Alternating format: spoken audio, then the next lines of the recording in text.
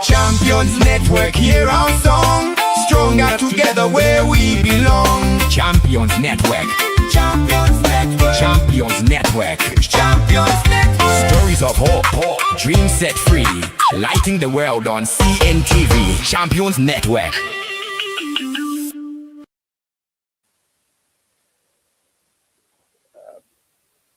Welcome to Champions Network TV, and today is a special day.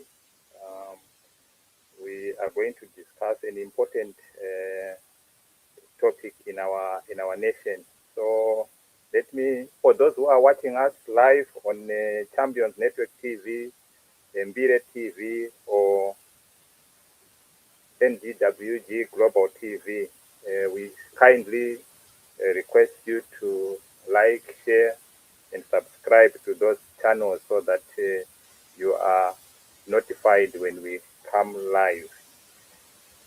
So, and our topic today is Amendment Bill number 3. What are the political implications? Good evening and good afternoon, good morning, wherever you might be joining us from.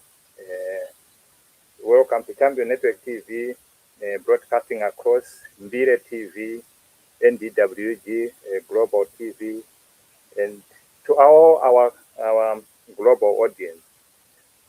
Tonight, Zimbabwe finds itself at what many are calling a constitutional crossroads. You don't know what you might call it. The question dominating public discourse is simple yet profound. Is Amendment Bill number 3 a reform or a consolidation of power? Across the country, one key issue continues to trend. Who controls Zimbabwe's future? Are it the people or political institutions? And tonight, discussion will unpack the political implication of Amendment Bill number 3 in Zimbabwe, examining whether it is strengthening governance, concentrates power within executive. With insights from Dr. Zembe and Comrade Whitehead, we will explore the bill's impact on constitutional democracy and separation of power, what it signals about political tolerance, dissent, and governance culture, and what it ultimately means to the future of ordinary Zimbabweans. At its core, this conversation is about power, accountability, and the direction of Zimbabwe's democracy. So welcome, Dr. Zembe, and I think Comrade Whitehead has just dropped him. I think his network might be a challenge to him. So welcome, Dr. Zembe.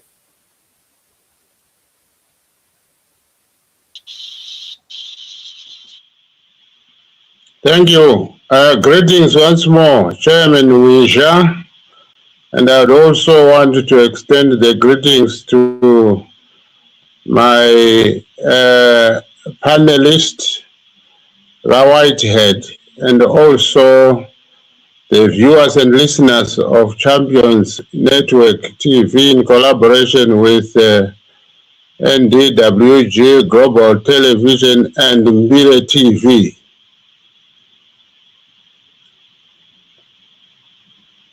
Thank you very much. Let me just welcome Changoroma, who is just watching us on YouTube. You are welcome. And if you have got any comments, questions, you are welcome to put them in the chat box. At some point, we'll give people an opportunity to join us in the studio. So, let's start our first segment, Dr. Zembe, as we say, constitutional crisis or crossroads. To you, Dr. Zembe, what exactly is Amendment Bill number 3, and why is it generating such intense national debate? I know you have explained it before, but we always have new viewers every day. So can you take us through what, in a nutshell, Amendment Bill number 3?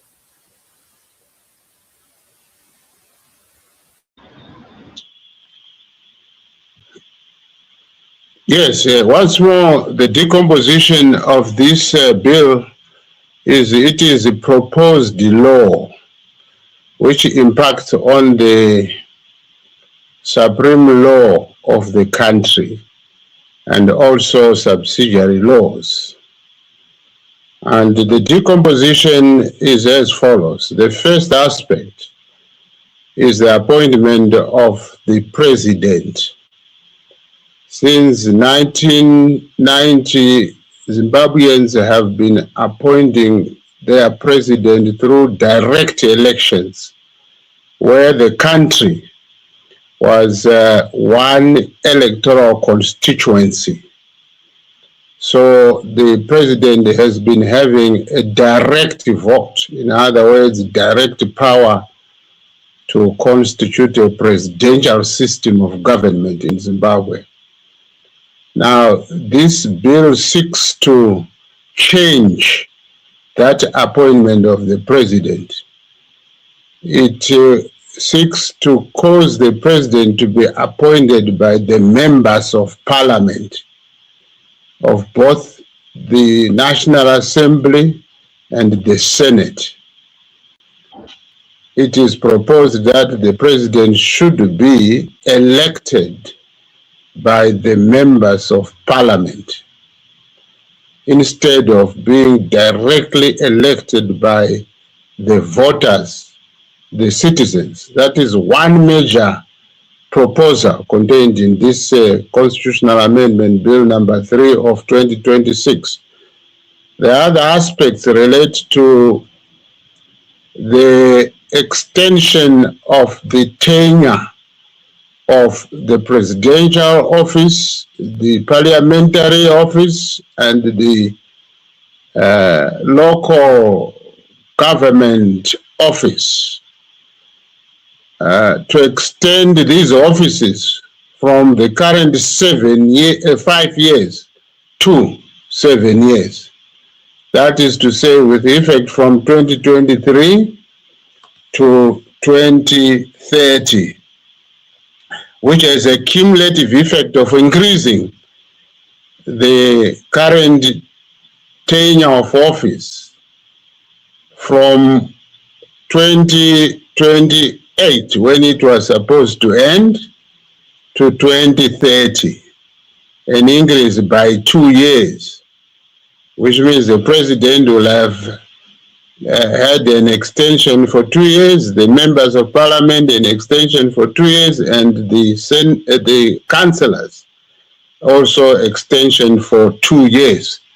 So to summarize this change, these public officials are conspiring to create jobs for themselves without going back to the people. So the effect is to ban elections. And why do I say ban elections? There is no proposal in the bill of when the government, ZANU-PF government, would want people to now have elections. In terms of the bill, there's nothing that states that beyond 2030, what would happen? Because elections would have been banned from 2028 to 2030, and what would happen thereafter? So it's an abolition of elections. The other aspect relates to traditional leaders. This bill proposes to allow traditional leaders to be political commissars of political parties. The existing constitutional right prohibits traditional leaders from holding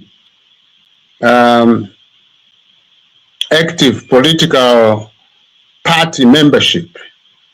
They would, however, as at this stage, traditional leaders would simply listen And when it comes to elections, they would go into the voting process, vote for their candidates, but they are prohibited from actively being members of political parties.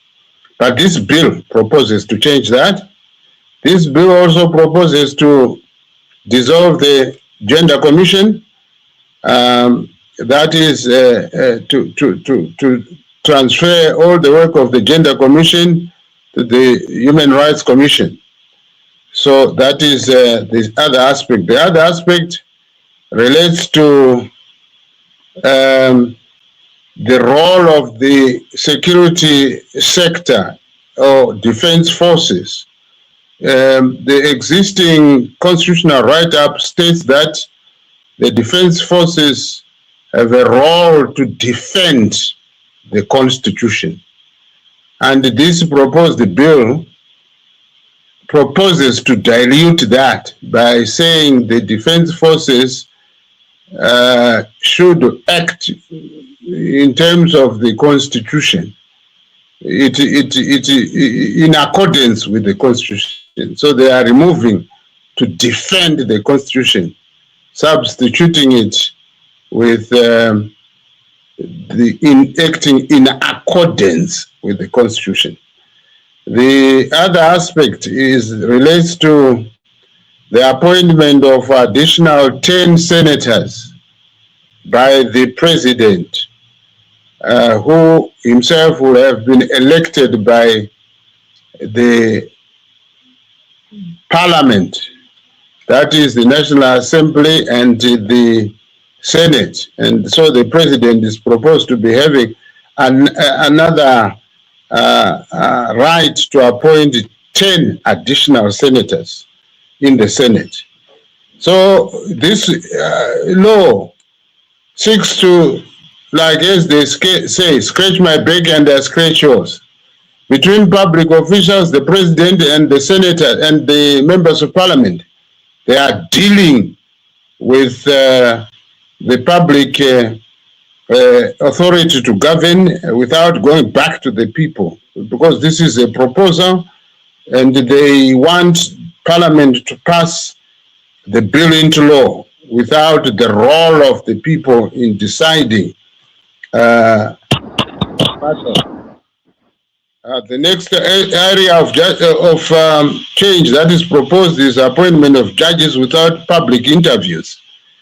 Currently, judges were appointed through holding of public interviews where the members of the public would attend and witness the interviewing process. The other aspect relates to the transfer of the voters' roll from the Zimbabwe Electoral Commission to the Registrar General, who is a civil servant under the supervision of the Minister of Home Affairs. This is what entails really the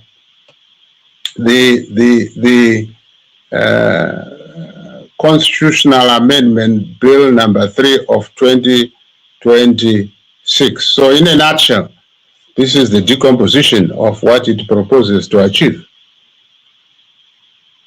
Thank you, Chair. Thank you very much. Before I go to Comrade Whitehead, I just need you to answer a follow-up question in a very short, maybe 30 seconds. Of all the amendments, which one of them concerns you much?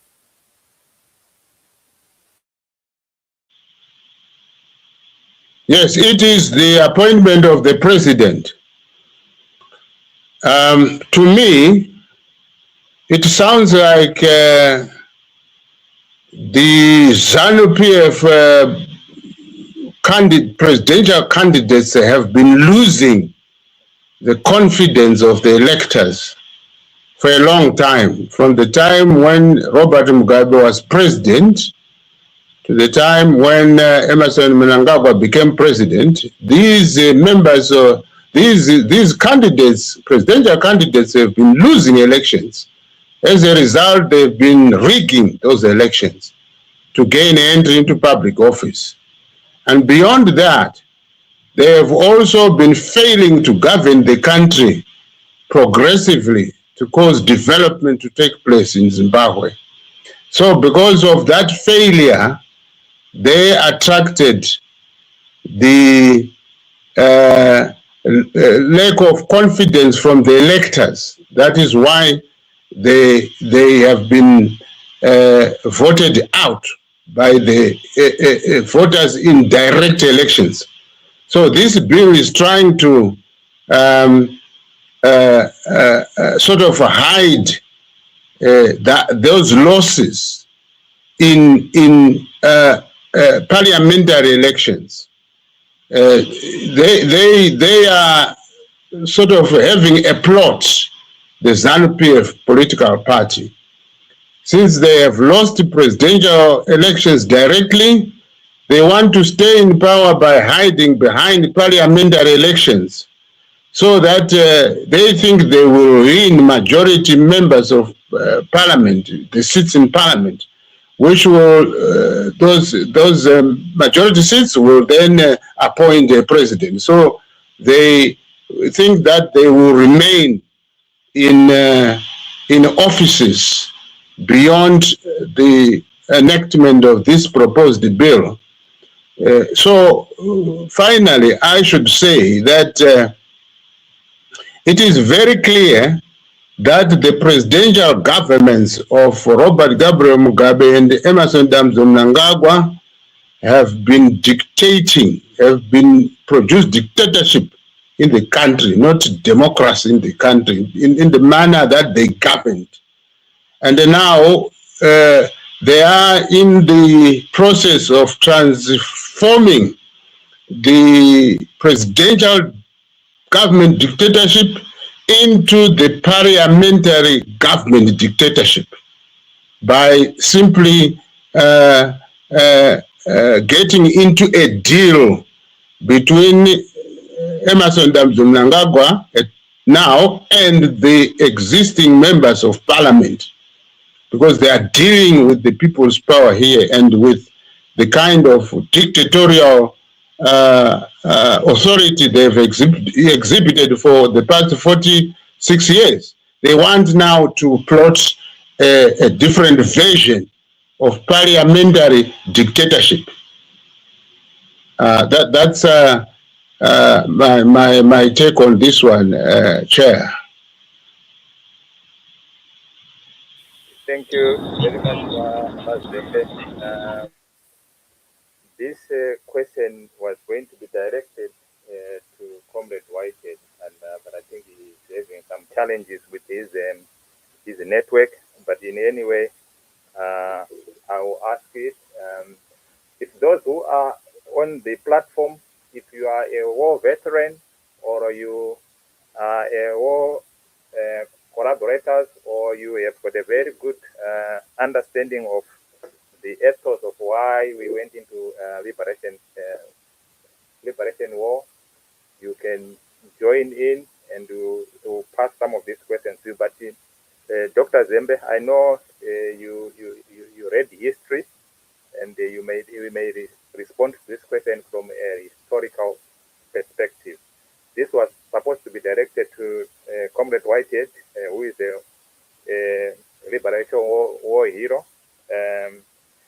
And then from a liberation and historical perspective, does this moment reflect the Zimbabwe our comrades, our mothers and fathers had in their mind when they went to war?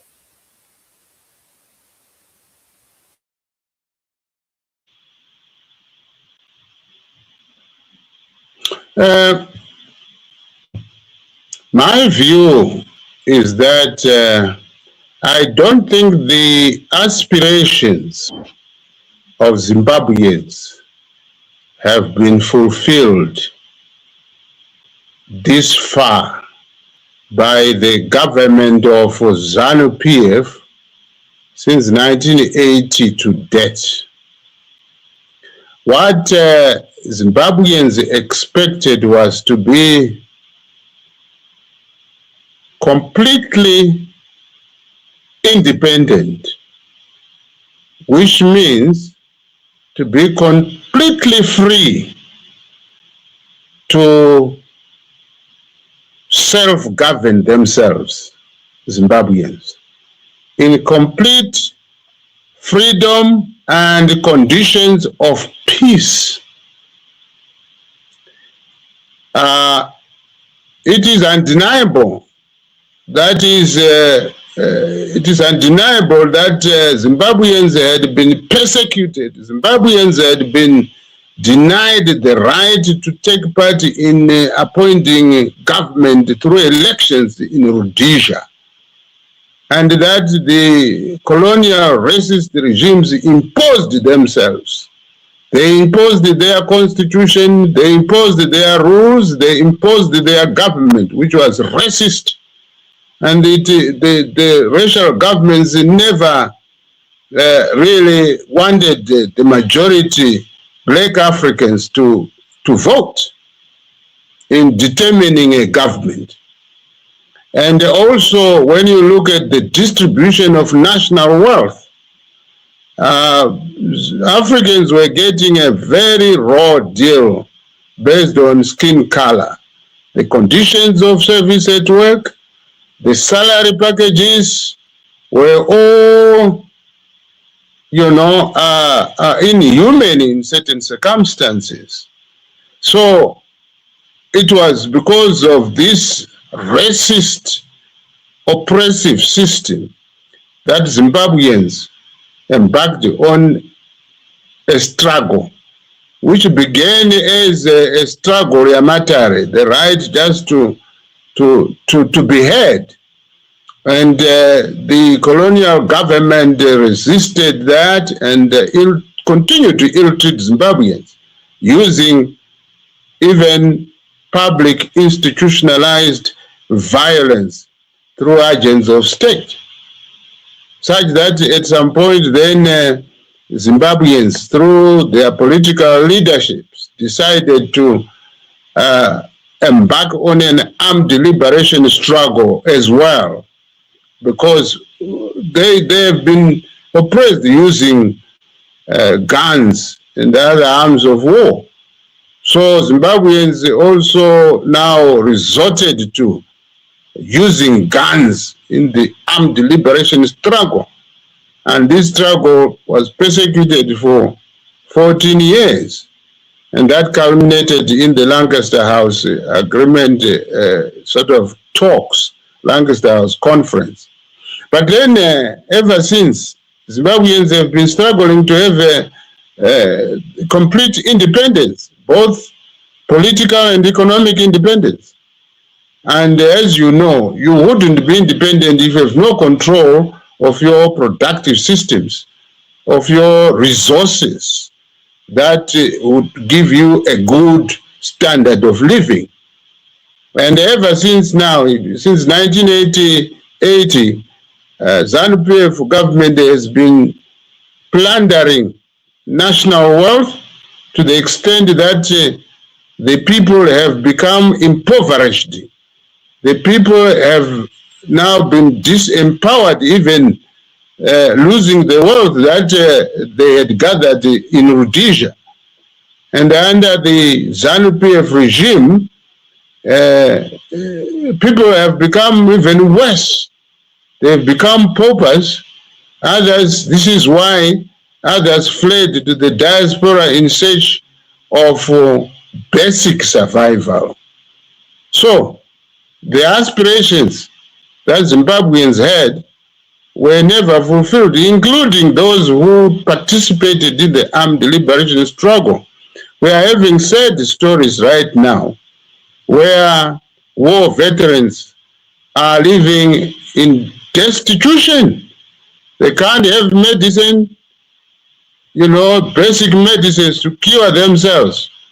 They can't have a reasonable standard of living.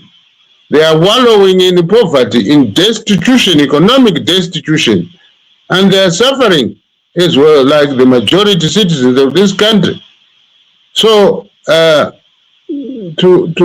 really answer your question, I must state that we hear the cries of ordinary citizens in the country. We hear the cries of ordinary war veterans who have survived this far, that they are living in squalor. They are not able to access basic medical services.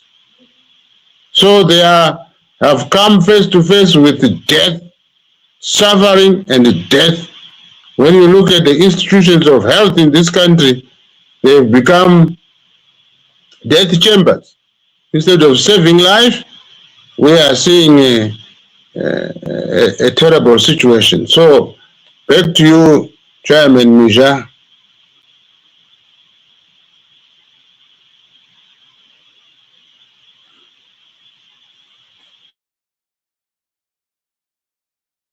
Thank you very much, Dr. Zembe. And for those watching us live on either on Champion Network TV or on Bire TV, there's a link in the chat box. If you can see it, you can join. You can join Dr. Zembe here. We have lost Comrade Whitehead. I'm sure his network is a bit a challenge for him. Hopefully he will join us at some point. But for those who have got some war memories, the reasons why we went to war, it will be helpful if you join us and you can give us the perspective from a war hero perspective in terms of saying if this bill number 3 making us realize the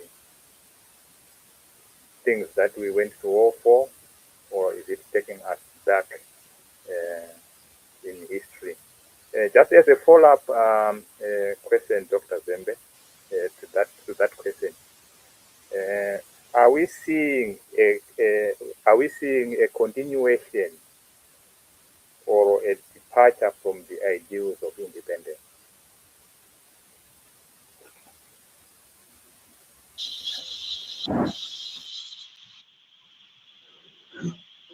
We are seeing a reversal of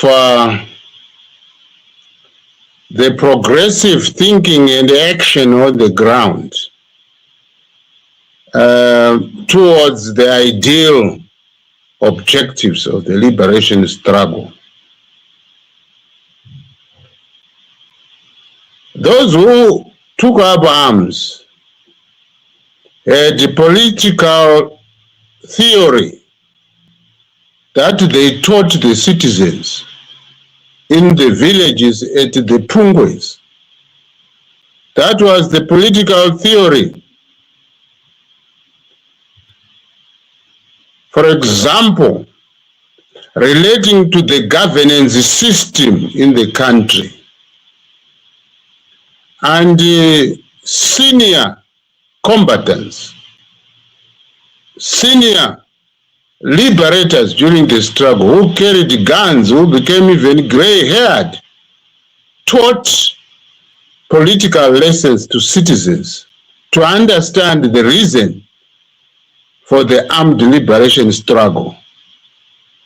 They all pointed out that at the end of the liberation struggle, there should be a civilian government appointed by the citizens of this country through elections that recognized one citizen, one vote.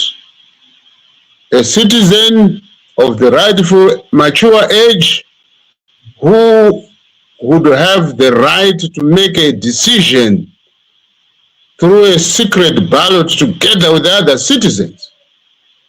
You see, this was political theory that the war veterans disseminated. And that because the colonial regimes were intransigent, to that value, to democratic governance based on elections by the majority, deciding to institute a legitimate government peacefully. The liberators would always say the gun is there in support of the democratic struggle to establish a democracy based on one person, one vote. And so you find now bill number 3, this one, seeks to ban elections, the 2028 elections, and beyond. Like I indicated in my opening remarks when you asked me to decompose this bill number 3 package, I indicated to you that this bill seeks to ban the planned 2028 elections. And that banning it's open-ended. We don't know as a country that should this bill be forced down the throats of citizens of this country by the ZANU-PF regime, when will the regime allow Zimbabweans to vote, to participate in an electoral process to appoint a government? So it's you ask the question. We are actually backtracking at this juncture. We are not advancing to create greater democracy, greater freedom, greater economic opportunities for our people. We are sliding back into denial of a fundamental principle when it comes to civilian rule, that elections occupy a central philosophy of appointment of public leaders, that is to say, appointment of a government. And this is really very, very dangerous to say that what this nation went to war for, and a lot of lives were lost, and a lot of resources were lost, and a lot of relations were lost in pursuit of the right to vote by a citizen in appointing a government. This is a tragedy. And this is why some of us have said this is a dangerous experiment with the lives of the citizens of this country. It's not going to work. This proposed constitutional amendment bill, it's not going to be operational. Let us suppose that they succeed to dictate. How are they going to operate? You know, midstream, Mnangagwa having bribed members of parliament, these members of parliament having allowed themselves to be bribed, who do now appoint a president right now, the president who has enormous powers in this country at this juncture, will remain with those powers after having been appointed by the members of his parliament. And how is he going to be answerable to this nation? Through which avenue? How are citizens going to complain? How are citizens going to critique or criticize this government for it to change, for it to serve the people? Because there will be a closed type of government of dictators. Because if this bill goes through, then it means they will not have come to the or of support or of enrichment of ideas, So they will be running a closed shop type of dictatorship. And national life here will suffer. The people will suffer. And the people will have to engage in some form of liberation struggle, which would also be characterized by violent upheavals in order to remove a violent dictatorship that will have created itself without the people's power, without the people's involvement. And honestly, like I've indicated, this would be a dangerous experiment if the Mnangagwa government is to be allowed to put into place this suicidal bill.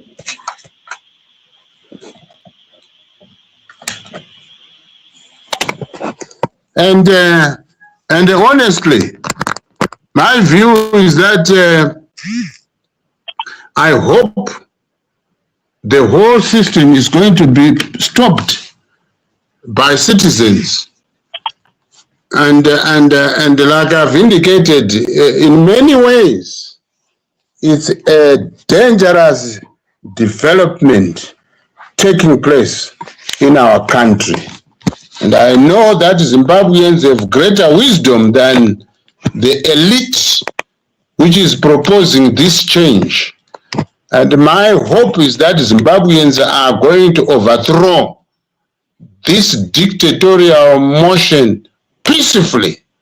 Zimbabweans are going to overthrow this peacefully because those members of parliament now should take note that they should never abandon the people and be abused to act against the interests of Zimbabweans.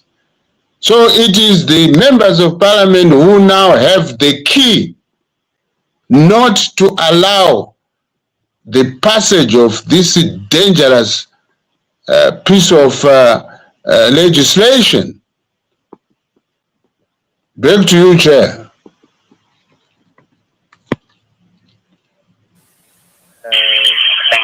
Thank you, Dr. Zembe. We are going into the next your next question, which is about the implication to the political landscape of this bill. Or the question is it a reform or is it a power consolidation? So, Dr. Zembe, from your perspective, is this bill shifting power towards the executive or is it giving power to the people?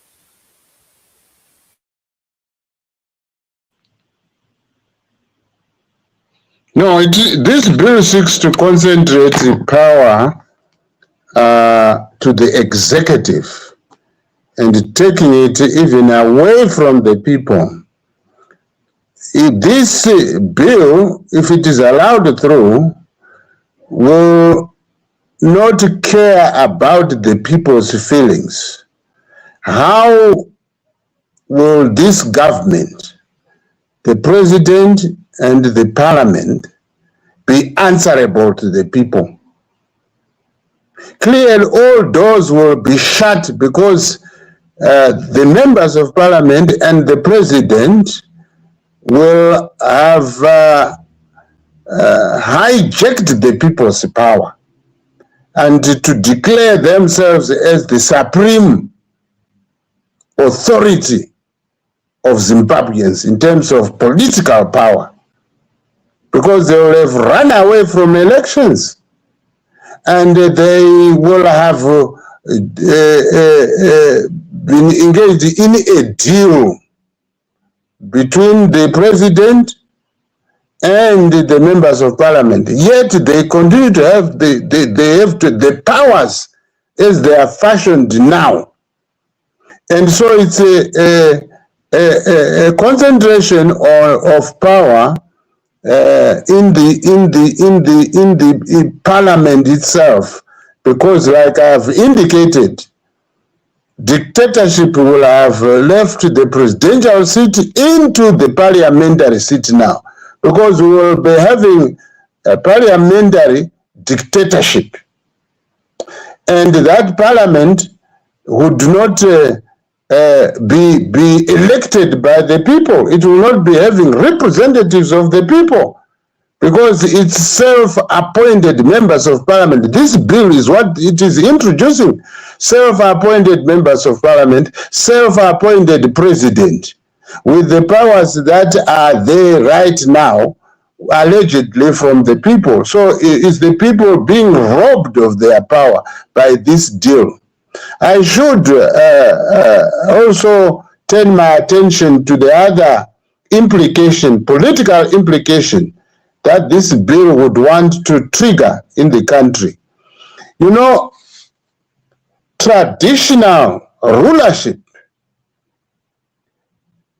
is ancestral. It is passed from one generation of rulers as chiefs to another, culturally.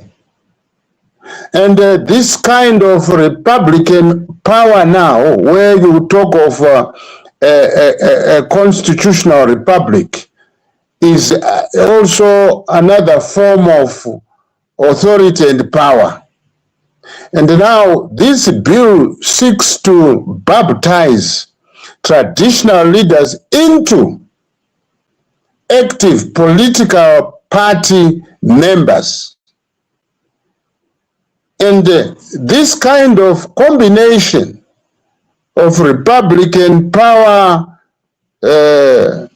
concept represented by a constitutional framework and traditional power concept really is colliding here, to the extent that more chaos, more anarchy, more disorganization will exist in our communities. Because when a chief is allowed to actively become a member of a political party, and let's say a subject of the chief is involved in a conflict which requires the arbitration, traditional arbitration of the chief, how is the resolution going to be done? You know, if a chief, let's say, belongs to party A and a subject to party B, how can that chief now preside over the conflict resolution process as is currently understood pamatare, namadzishe, namasabuku? ZANU-PF is plotting another, like I've indicated, a type of rigging mechanism, so that now that parliament becomes the citadel of dictatorship. They, ZANU-PF people, are plotting to recruit chiefs as political commissars of ZANU-PF, so that they would frog march their subjects into voting for ZANU-PF candidates in an election whenever the ZANU-PF government will have allowed the people to vote. So you can see that this kind of transitioning presidential governmental dictatorship into parliamentary governmental dictatorship, when they now use in the chiefs in the rural areas to frog march electors, or to allow a rigging process to take place, new type of rigging which will actually be open and legitimized by their law. This one, if it is allowed to pass, the ZANU-PF people will want to extend their stay in power by corrupting the chiefs. I must again say another aspect or implication here is that we know that ZANU-PF political party currently is in turmoil relating to succession aspect. Right now, the leadership of ZANU-PF itself is engaged in some kind of a fight, and one faction has actually taken the matter to the national arena. This is why they proposed this national legislation. They are in the process of trying to avoid the other faction from ZANU-PF in terms of succession struggles at party level. And now they are getting into the state structure of governance. So there are many things going terribly unwell with this kind of action, which is based on simply trying to resist leaving public office, because they have stolen a lot of public resources, and they are trying to protect themselves and to prolong their stay in public office by betraying the people. They think they have power to conquer the people by proposing all this. Yet everything is happening in the full view of the citizens of this country. And this is why I've said very often that Zimbabweans have greater wisdom, much more greater wisdom than the small elite which occupies public office now, which is now trying to play games with the people's lives, with the people's power. They are now in a web of confusion, in a web of frustrated behavior. Sociologically, there's a term there that when people do something that is irrational, something that is illogical, something that does not make sense, something that is unimplementable, then you know that these are just frustrated behaviors and the highest level of desperation. So the ZANU-PF political party is in turmoil. It failed this nation for 46 years, and now they are trying to get some kind of survival where they think they can cheat this nation into some kind of passing some kind of laws that cannot even save the people themselves. So I think I've done justice to the question you have asked about the political implications of the CAB 3 Amendment number 3 Bill of 2026. It's causing chaos, anarchy, disruption of order, and completely order in all sense. Political order, economic order, financial order, social order, all those orders are being disrupted, including these all issues about the position of the civil servants as workers of the crown or of the state. It's pathetic. Back to you, Chairman. Mija. Thank you, Dr. Zembe. Earlier on, we had lost Comrade Whitehead, and he's back in the house. And I think you touched a little bit about the question which was directed to Comrade Whitehead.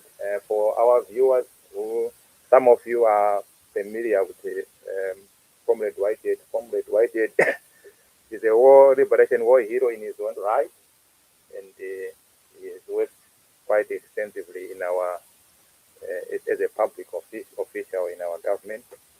And so I've got just maybe might add a few things to the question which was supposed to be directed to him, over above of what Dr. Zembe had responded to the question. Comrade Whitehead, from a liberation and historical perspective, does this amendment bill or this moment reflect the Zimbabwe you and other people fought for? And I know you went when you were still young, when you were in your tender age. Can we safely say this amendment seeks to fulfill the aspiration of the people who went to war? Over to you, Comrade Whitehead.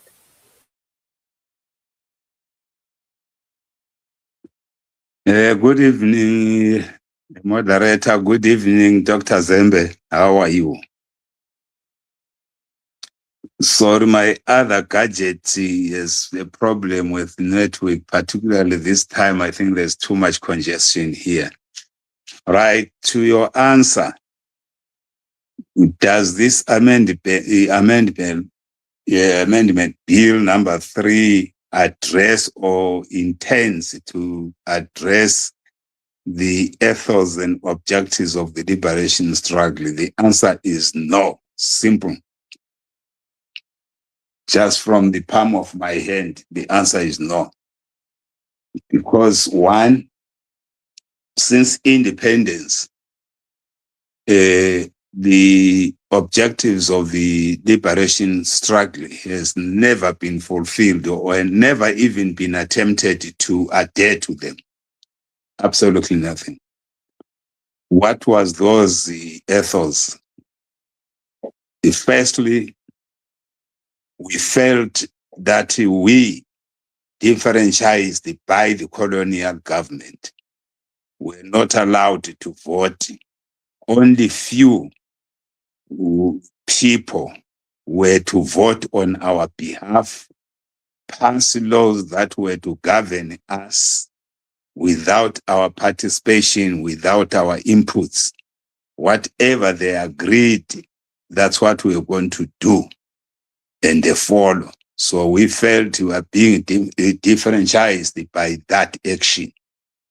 Hence, we wanted to establish a principle of one man, one vote, universal suffrage, which speaks to the people, which says people have the right as human beings to decide their tomorrow. So that's what led us to go to war.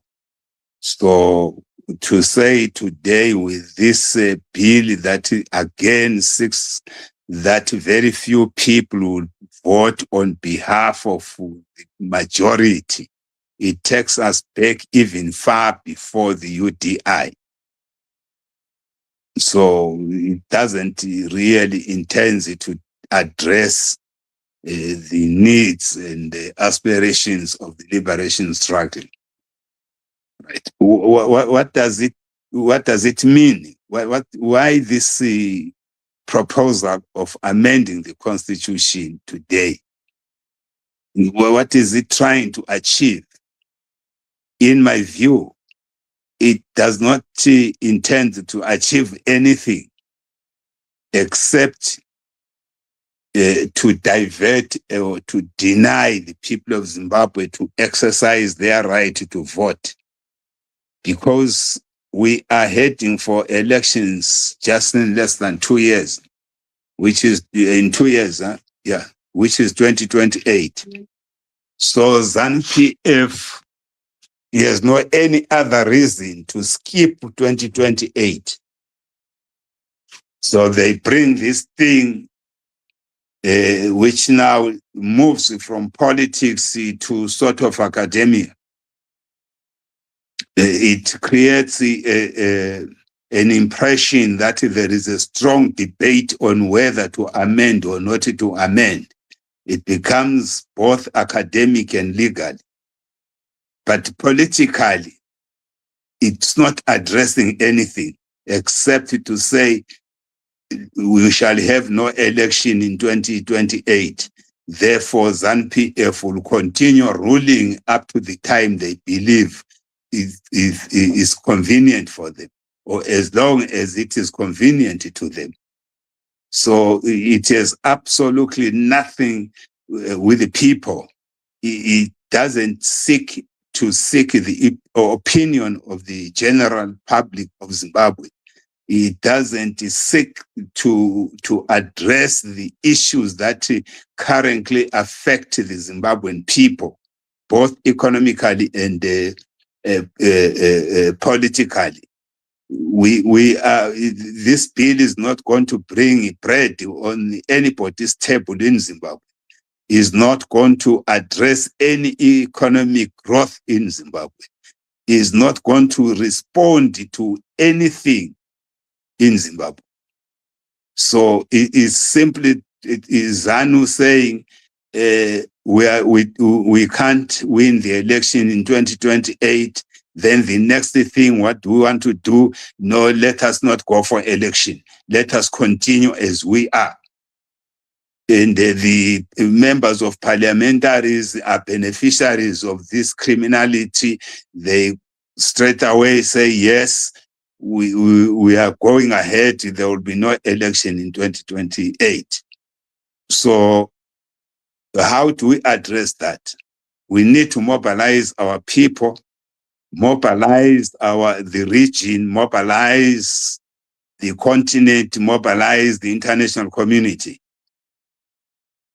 to put pressure that Zimbabwe must have election in 2028.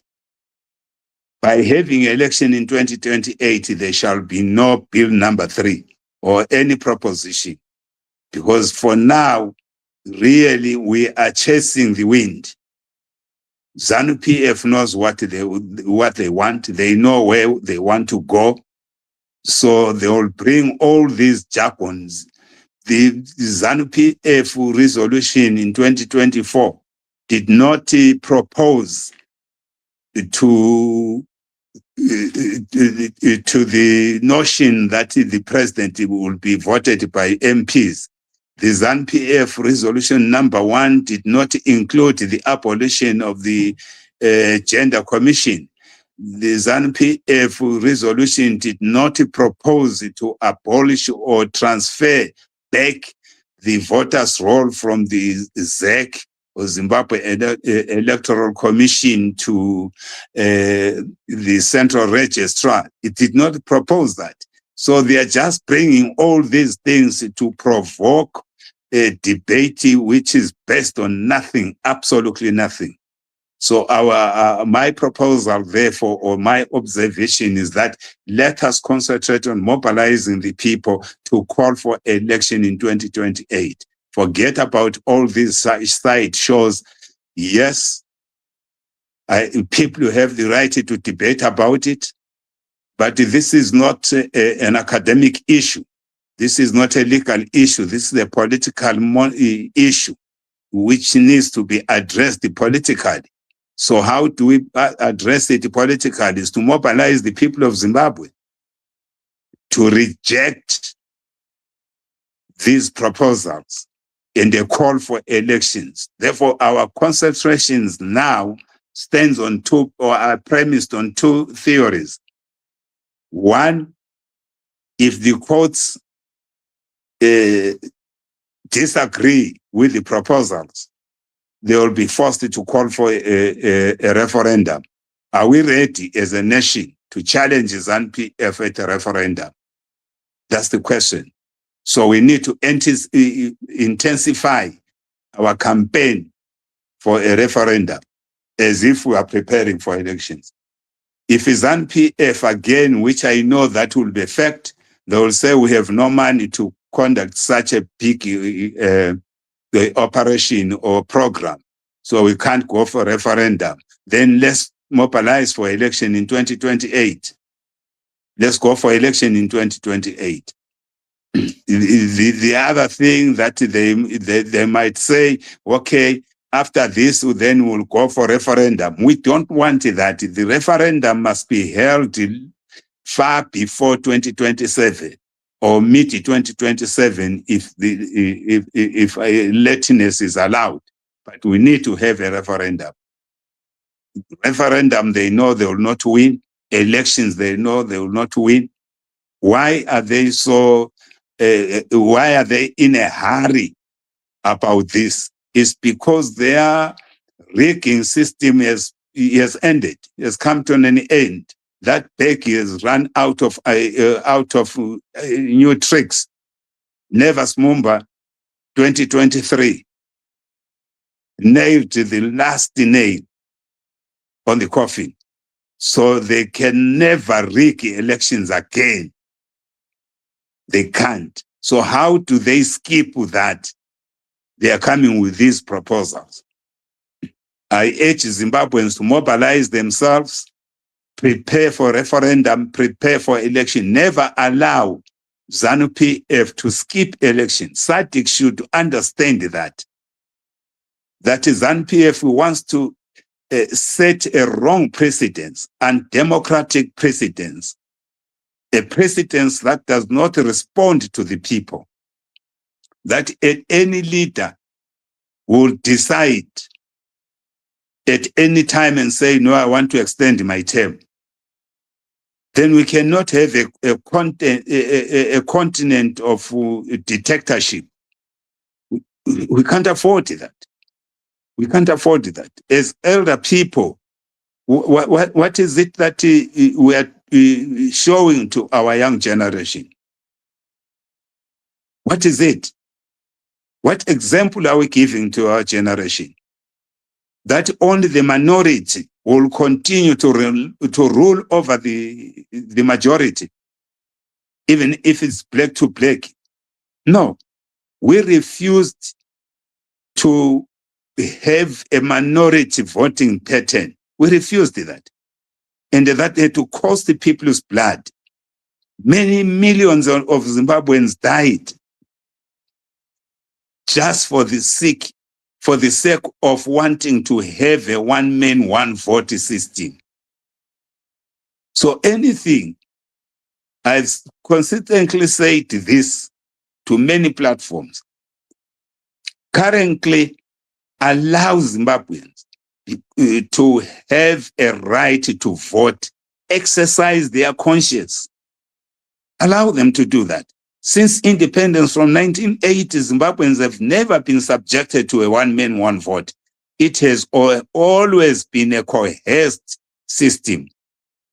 You don't vote for us, we don't give you food. You don't vote for us, we don't give you munda. You don't vote for us, we are going to suffocate your children from attending school. You don't vote for us, we introduce a law that will detain you without trial. All from 1980, we have had this system of arrest and detain, never appear in court. Disappearance, forced displacement of the citizens. And they want to continue like that. So the extension of Mnangagwa's term, it only tells you that we have not done more displacement. We need to displace more. We have not done more on the extrajudicial killings. We need to do more. We have not done enough to suppress and detain without trial. We need to do more. This extension seeks to achieve that. And I'm saying Zimbabwean people reject that, completely reject that. It doesn't assist anyone, not anyway. So I call upon the SADC countries never to allow Zimbabwe to set a wrong precedence. The laws of Zimbabwe says 5-year per term. It's an election cycle. 5 years, and the last 5 years, when you reach 10 years, go home, allow others to come in. One man, one vote. There's no cohesion to say, no, we want to, the military must come in and remove Mnangagwa and place somebody. That's not democracy that we went to war for. That's not it. ZANU-PF has never known peace. In 1973, when they were removing Chitepo, there was a coup, which was first perpetrated by Robert Mugabe in detention. When he went to attend the 1974 negotiations, they left Ndabaneng Story. They go to Zambia. Where is Ndabaneng Story? No, we have already done away with him. He's no longer our leader. Then the frontline states refused and chased them away. They came back. When they came back with Ndabaneng Story, they used the military to remove him and they placed Mugabe. 1980.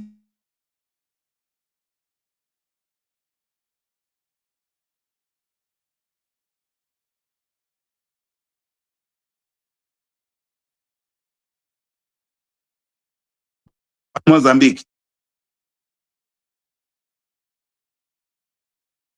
To Mozambique. When he gets there, some the guerrillas who were left in Mozambique, they. I think his network is a challenge to him, but we have heard what is his contribution. Before we get into our final segment, I'm now calling upon our viewers to engage. Before we move into our final segment, let me bring in our viewers across the Champions Network TV, Mbire TV, and NDWG Global TV. There are three ways you can engage, either ask questions to Dr. Zembe direct, or if when Comrade Whitehead comes back, I think you will be able to ask your questions direct to him. So there are three ways you can do that. The first one, you can pose your question in the chat box, in whichever channel you're watching from. We'll be able to put your questions to the panelists. The other option is you can come into the studio, and you can direct your question to whichever panelist is there. I think for the time being, we have got Dr. Zembe in the house. So I think we had someone, I don't know the full name. So I will bring him in so that he can ask his question or he can make his contribution. But whilst he is coming in, I will also bring in some comments from those who are watching us live on the channel. The other option is you can, if you have got WhatsApp, you can phone in, and our panelists will be able to hear your question and respond to you. And the number we are using is that number that is on the screen now. So I will bring in T. I think you need to introduce yourself, or Tenzo. Tenzo, how are you? I'm good. How are you? I'm doing very well. Welcome to Champions Network TV in collaboration with Bire TV and NDWG Global TV. And you are live now. We have got Dr. Zembe in the house and the Whitehead in the house. If you have got any questions directed to any one of them, you can pose your question now. Comrade Whitehead has just come back. Comrade Whitehead, we are now interacting with our viewers. So Tenzo was here, I think, a while ago, and he was waiting in the back room. So I've given him an opportunity to come in, make a comment, or ask a question either to you or to Dr. Zembe. Over to you, Tenzo. Okay, thank you so much. Greetings to everyone. My question is directed to both Mr. Whitehead and also Mr. Mr. Zembe. The issue is concerning SADC. Yes, we can try to lob our grievances to SADC.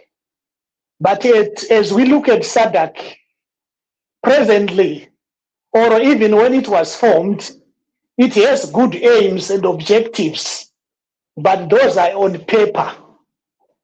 They are aims and objectives. When we look at things in the Southern African region, we see there are wars, there are conflicts, and people are struggling. And the leaders in the SADC, they are failing to solve those problems. So we now citizens, we are saying those bodies are using our tax monies. They are not bringing any solutions. They just look at things. We no longer have any trust, even though we try to lob our problem as Zimbabweans to SADC. We look at the leaders, they are compromised. So they won't help us, those people. We need to stand together as citizens. So I don't know to Mr. Uraya Zembe, your take there concerning SADC.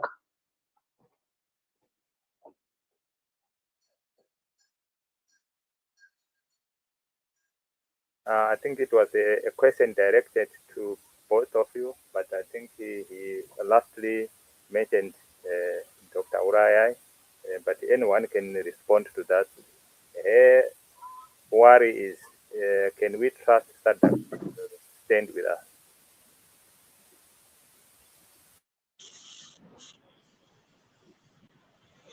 Over to you, Dr. Chair, can I come in? Come in, sir. Yes, thank you for the question. Yes, the truth is that SADC is a regional body comprising 16 countries. And as a grouping of 16 countries, they have a constitutive act. In other words, they have a constitution and rules and regulations that guide them to have common values, including values on elections. And we saw in 2023 clearly that the SADC appointed observer team of Mumba qualified the elections in Zimbabwe in 2023. And that the Zimbabwean government reacted angrily and even threatening the SADC observer team, and even demeaned Dr. Mumba's personality. Yet the observer team acted on behalf of the SADC regional body. And the principle was violated when somebody acts formally in an impersonal impersonal capacity. You don't attack the individuals. You should relate to the organization itself. But the Mnangagwa government went rapid and violated all norms of decent interaction. It's as if Dr. Mumba was doing his own personal thing as an individual. So the ZANU-PF regime was possessed with the dictatorial demon, to the extent that they even at the same time claimed that they were the principal architect of the formation of SADC, but at the same time, they never respected the SADC's rules regulating elections.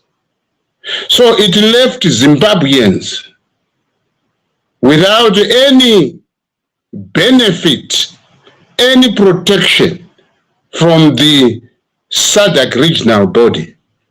Yet, even if you see the United Nations system recognizes the local bodies, SADC, African Union, and the UN, and that the recognition again has not been able to protect the interests of Zimbabweans, particularly the electoral interest of Zimbabweans, as represented by SADC. So there is evidence that the SADC body has become completely useless regarding the benefit that Zimbabweans, the citizens, were supposed to have. Why? Because the SADC is just a club of governments. So they work like a club, and sort of protecting each other. Despite the fact that SADC qualified the 2023 elections in Zimbabwe, it went on that body to appoint Emerson Mnangagwa as a chairman of the same body for 1 year. So you really, I agree with you, the questioner, that we have to take this matter to citizens, to ourselves, because the SADC is a group of countries, and a group of countries is not an entity. It's not a country. SADC is not like a Zimbabwe. You see, so we are on our own as an entity of SADC. So we have to deal with the situation on the ground. But at the same time, we should continue to demand SADC's action because we are part of that grouping, and we should continue to demand that the SADC must be effective. That's not to say we will expect SADC to rescue ourselves, because we've seen that they have not been able to. We are calling on a new, in fact, SADC pact at the same time to say that the new SADC pact should be effective, like the ECOWAS in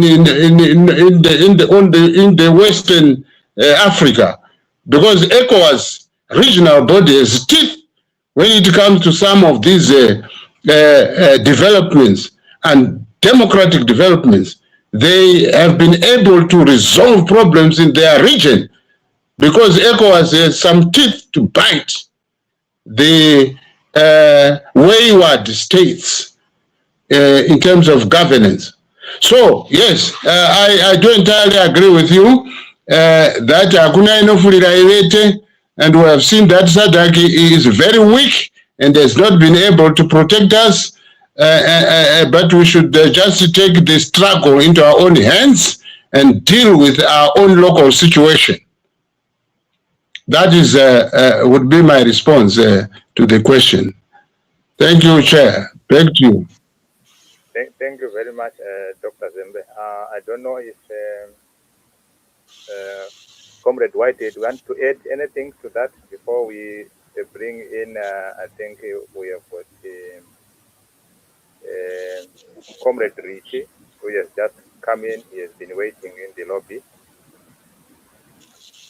Comrade Whitehead, if you have got anything to add to what Dr. Whitehead, Dr. Zembe said. I totally agree with both speakers. And Dr. Zembe has further explained the duty of the SADC and its inactivity, which we need to press them to do. I'm very much aware of the weaknesses and the complicity of SADC countries under the pretext of protection or safeguarding the gains of independence. I'm very much aware that they use that oftenly. But the issue is the young people in particular. You must change things. We went to war with no SADC. SADC was created to respond. That time it was frontline states, and there were only 3 of them.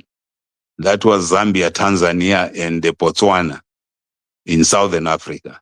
So we went to Lancaster House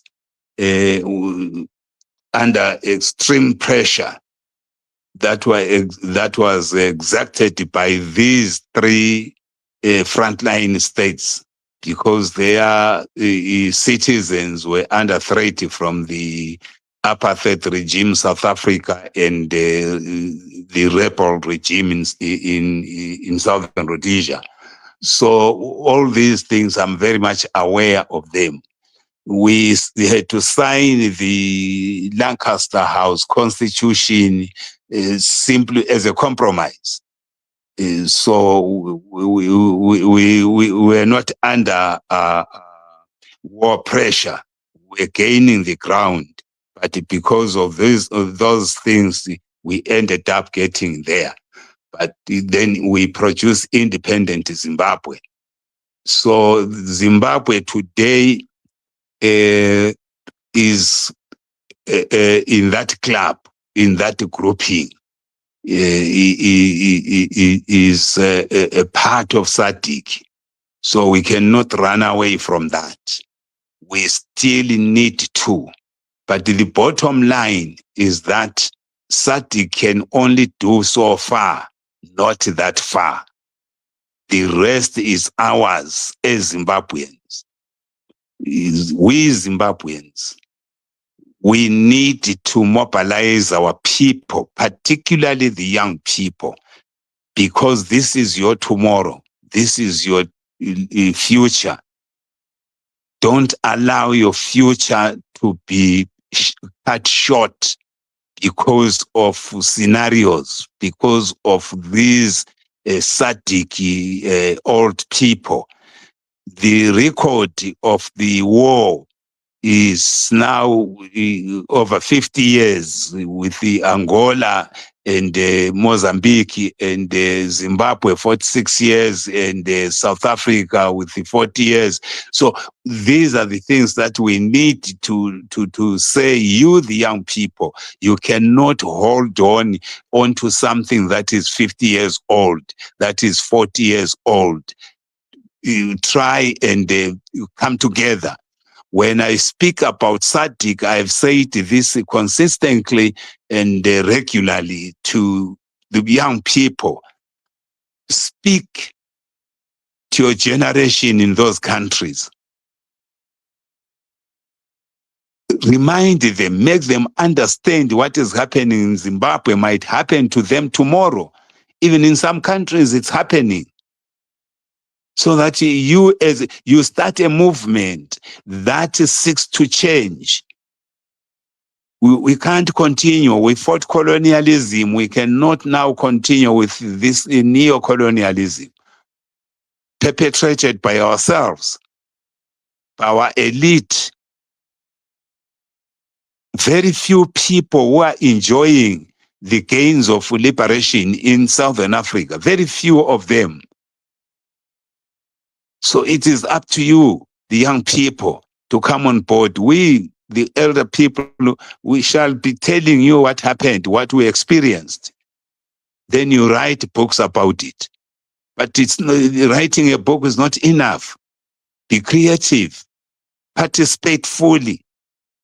So this time, this is why I spoke about saying we cannot ignore or allow ZANU-PF to skip 2028, because the purpose of this bill which was only introduced in 2024, is to try and avoid holding elections.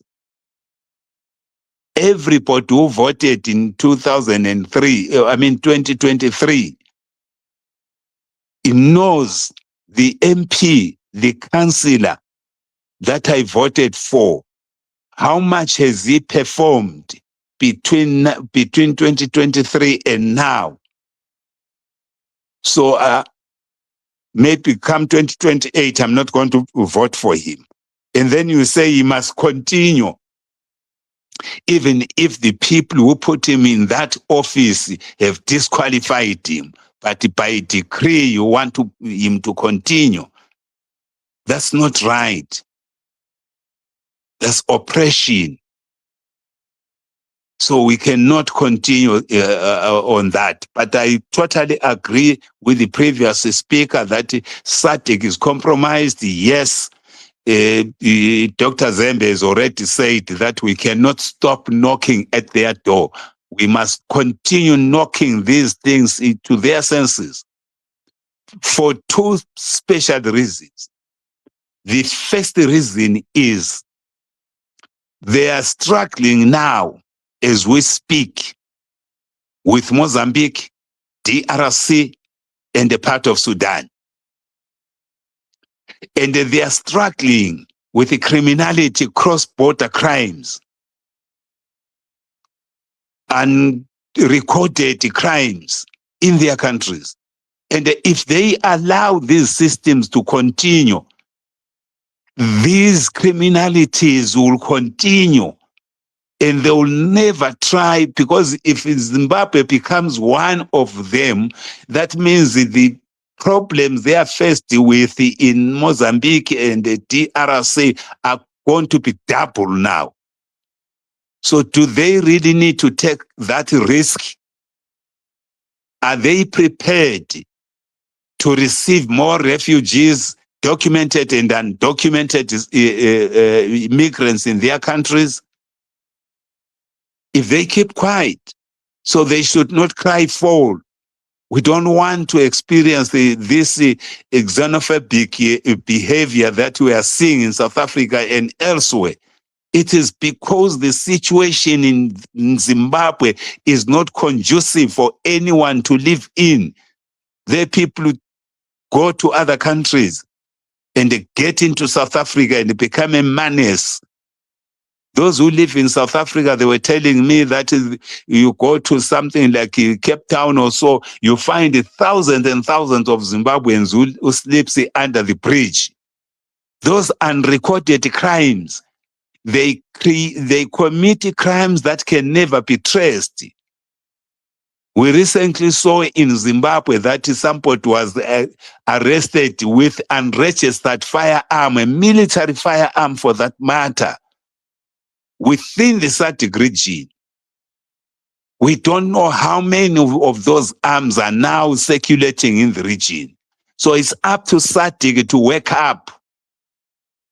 So that's all I was that's the point I wanted to emphasize, moderator. Thank you very much. Thank you very much, Dr. Zembe and Comrade Whitehead. We have got some viewers there who are making some comments. I think Mbire says is watching us from Lusaka, Zambia. And Enoch says, thank you, gentlemen, for the program. And we also have Timothy. Timothy says, ZANU-PF has taken Zimbabweans for granted. For long, the people's voice, struggles, and aspirations continue to be ignored while decisions are pushed forward without genuine national consensus. And he went on again to say, many now feel that the leadership is hell-bent on ensuring CAP 3 materializes regardless of public concern or the long-term consequences for the country's shame reality. I think what's his name? He left Comrade Richie, he was in here before we gave him an opportunity. He left the stage. I think there's also a comment from Mawani Taiwo. It's high time we should unite as a one nation. That's what he's saying there.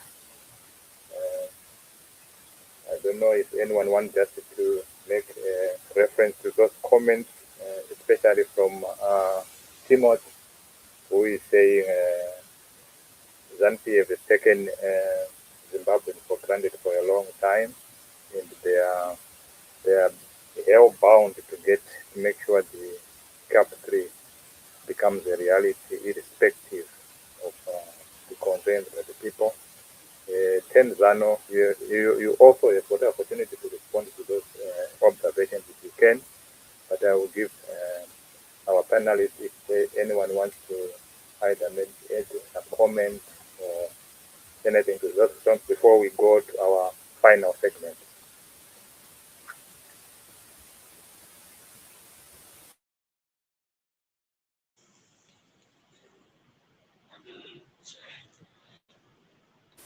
Chair, can I make just a remark?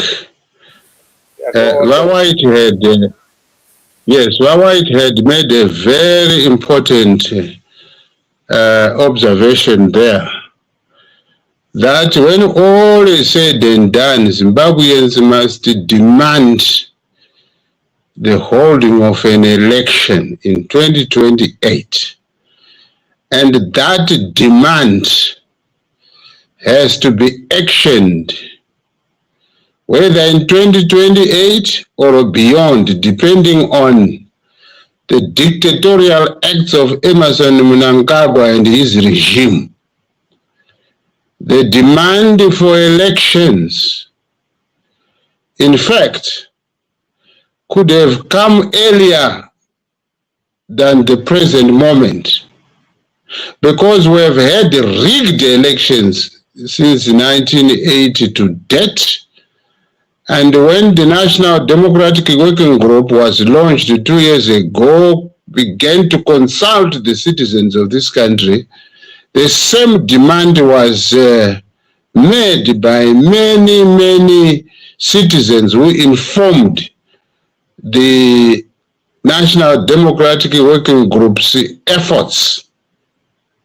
Because it is only through a people's democratic election that a nation is rescued from the jaws of a failed regime, from the jaws of a dictatorial regime. The time we would not leave upon time to say, when we are choked by the dictatorship, to say, let us allow them until 2028, when people are dying as a result of failure of a regime that has gone rogue, stealing public wealth, ignoring the lives of the people for an election. And this is why I want to concur with the Whitehead, to say that demand is operational and which we must make forthwith as a country, to say elections must be held now to rescue ourselves from this genocide that we have been plunged into by Mnangagwa's failure to reconstruct this governance of this country. Many people thought that since he was there since 1980 in the cabinet, and since he worked with Mugabe for up to about half a century, he may have learned where the ZANU-PF government went wrong.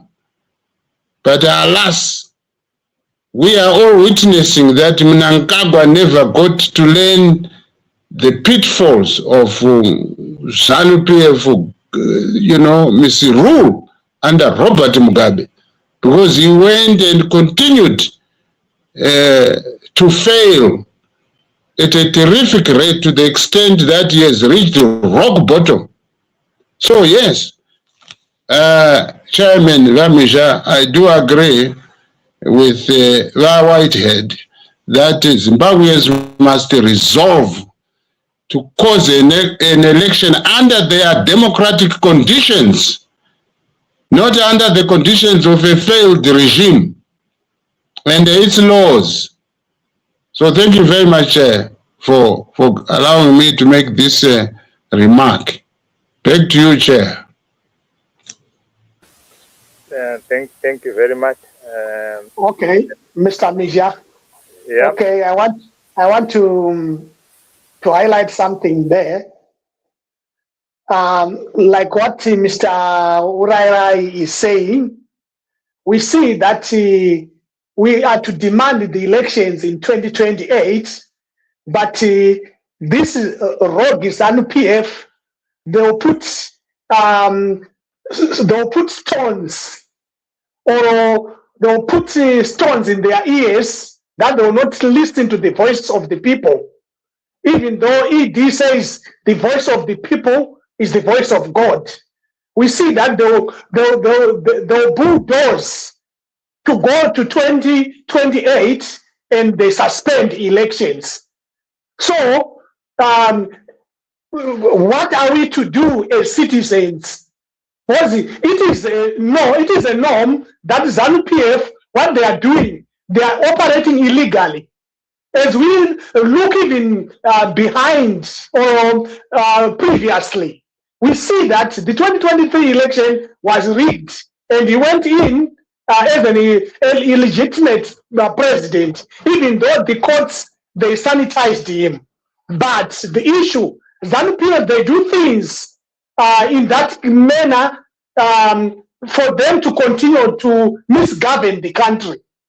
They'll continue to do that. They'll go 2028, no elections held. Because they know that most of these leaders are unelectable. They are not elected. So that's why they are trying to run away from the elections. So we need to be united as citizens of Zimbabwe. Yes, we can demand by speaking, but action needs to be done. So that our elections, when we go to courts, the courts are captured. We look at most of these institutions, which are very pivotal in protection of the rights of people, they are captured. So how are they going to deliver justice and fairness? Because we are under captivity, we are being caged by this Gananda and ZANU-PF and its systems. They are evil systems. That's why they have broad day abductions of people, broad day of torturing of people, broad day even of harassing people. Where are we going? Okay, thank you.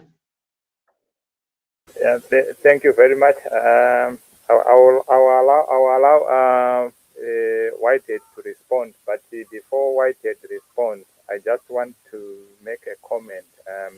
I think the people of Zimbabwe, the likes of Dr. Zembe and others, were at this particular juncture in history in the 60s, when the white regime were doing exactly what our black government is doing. And also the courts were in the hands of the whites. In other words, they were not going to get any advantage in the legal system, political system. But they did their part until we got independence in 1980. That's why I think when he speaks about the young people, we need to rise up. Because if I remember, when ZAN was constituted in Highfield, the people who were there were very young. The eldest was 47. The youngest was 26. It was Edgar Tekere. These were the people who became the foundation of the ZAN that we know today. So it was not formed by people who are in their age. So it is up to us until we have got a reason to demand our rights. Sometimes when I listen to Whitehead, he says at their age, they walked on foot to all the way to either Zambia, Mozambique, and you know what they were going through because they had a conviction. Ourselves, I think we are not at a point where we are convicted, that we are convinced that we have to take the bull by its horns. But I may not, without taking much time, I will give Whitehead to respond in the shortest possible, as short as he can, so that we can move on to our next segment.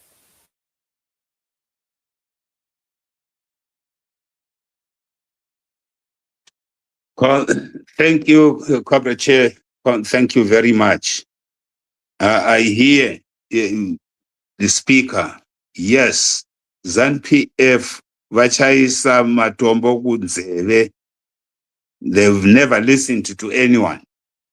What we are discussing here, we are calling for a civil disobedience, not a violent one, but a civil disobedience. When I say not a violent one, no arms are required, no looting, no what. But we are saying there are very many forms of resistance. I've said this before. Stay away from anything in Zimbabwe. Stay at your home. Because if you go in the street, they will brutally kill you. Stay at home. Don't board any bus or any kombi or any mshikashika. Just go there, walk, buy your food to come back, and those who will be selling food, they must also stay home. All the shops, those workers who feel the pain that everyone is feeling, stay home. That's another way of protesting. The second protest is enshrined in the Constitution. You have the right to demonstrate for your freedom. But brutally ZANU as it is, that may not be a good one. And in the diaspora, we intensify our diplomatic offensive vigorously. Explain these things to them, to all the countries of the world. Explain what is happening in Zimbabwe, and that the actions of Zimbabwe, the impact of what is happening in Zimbabwe, in the regional economy. We must be able to explain that. And you raise ZANU-PF being very unlistening. But one thing that they are afraid of is demonstration. They don't like that. This is why they are avoiding elections. ZANU-PF at the moment is at its weakest point that has ever existed in ZANU-PF. So let's capitalize on that. Let's capitalize on that.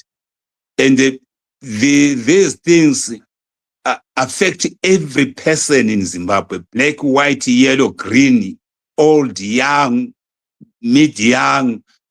We are affected by the same thing. I've said before, Zimbabwe is a stolen property that needs to be recovered by Zimbabweans. When a child got lost in the village, it is the whole village that goes to look for that child and recover that child. So Zimbabwe is a stolen, is a lost country. We are trying to recover it. Issues of leadership, which some people have been complaining about, mobilize yourselves. A leader will emerge from there. Will emerge from there. Let's move with speed. We as Zimbabweans, together, and say our country has been stolen. We are looking for our country. Those who stole our country, we know where they are. Let's march to them and demand that they give us our property. We cannot afford anymore to say, no, what are the generals doing? Yeah, they must come in. We don't want that power anymore. We need a civil government, a government that is composed of the people, that respond, is answerable to the people, not a military government. We have had the military government since 1980. We saw what happened in 2008. We saw, all of us. That was a direct coup by the military to retain power. Now we are saying there is no military that is stronger than the citizens, not anywhere in the world. It is up to the people of Zimbabwe to stand up, particularly the young people. I've said this, that Zimbabwe, the history of Zimbabwe is that Zimbabwe has never been liberated by the old people. Kaguvi and Mbuyanehanda, they revolted at their earliest age when they were in their 30s. Lopengula did the same, rebelled when he took power from his father at the age of 30 years. Chaga, the same, he took the power at the age of 30. Jesus Christ, he took the power at the age of 30. So it is the young people that must drive the seat. We went to war at the age of 20s. So don't confuse yourselves. These are the things that we need to come together and say no more to military rule, no more to oppression. When we went to war, we were taught that we are going to remove a system of an oppression by a man. We want to liberate ourselves. So no more a one man or no more oppression by another man. So we need a collective government, a government that is by the people, for the people, and nothing else. The constitution that is drafted by the people for themselves. If you look in all the documents during the liberation struggle, including of ZANU themselves, it speaks to that. That the executive, yes, shall be there to run the day-to-day issues of the country, the operations of the country. But the supremacy of power remains with the citizens. So the supreme organ of Zimbabwe is the masses of Zimbabwe, not the Politburo, not the Supreme Court, not the Constitutional Court, but the people themselves. If you read the preamble of the 2013 Constitution, says we Zimbabweans, not the Politburo, not the Parliament, not the Constitutional Court, no, we, the people of Zimbabwe. And I call upon all the young people to understand this message. Let's unite together. Tonotsvaga mwana arasika uyo ari mudondo. tozotanga kutaura namai vacho kana mwana tamuwana kuti mwana amborasika sei. Asi pari zvino vavario yedu ndeyekuti timhanye tinotsvaga Zimbabwe payakarasikira toitora. Isu sikatesikiso katesa sambeni vahlave Zulu sivambane nini iZimbabwe chonchiwe asi dingenda pekona. So for anything else, the motto should be we want to recover our Zimbabwe. And the world must know that. The world must know that. So ndio mashoko angu andingataura zvishoma iwawawo. Chairman, over to you. Thank you very much. There's been some activity in the chat box. There's Washington there who says yes about CAP 3. We must be united, but I don't know why it takes too long to come out with one way to attack the elephant in the room, which is ZANU-PF. Zimbabweans we are not yet united. My question is, when are we going to? Then he went on to add another. ZANU-PF, they always do without delays. But those who are against CAP 3, nguva yedu inopera pakungoronga zvingabude zvinotorwadza. Then kwabva kwazoya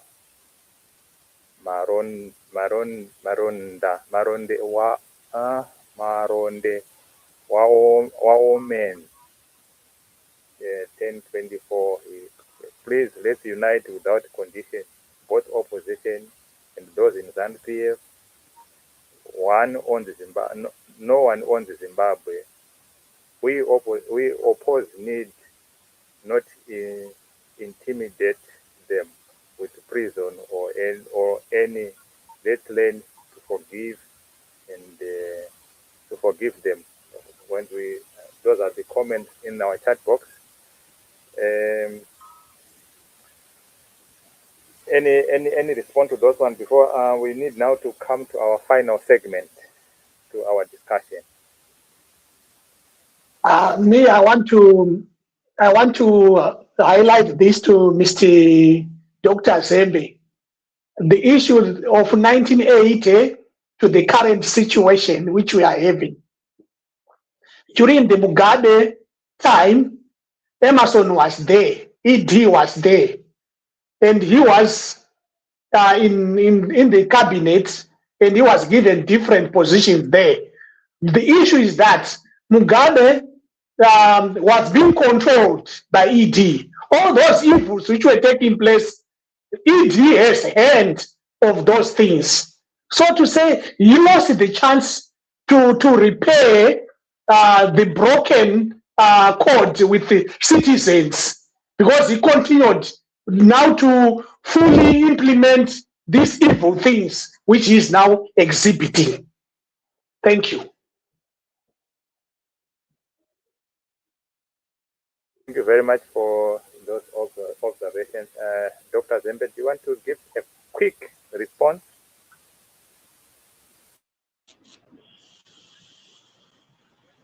Oh, yes, not to the past immediate speaker, but to the point that was raised by the comments. You see, people are looking for an organized opposition to the current constitutional developments. And you know that Zimbabweans fought for a multi-party democracy since 1980.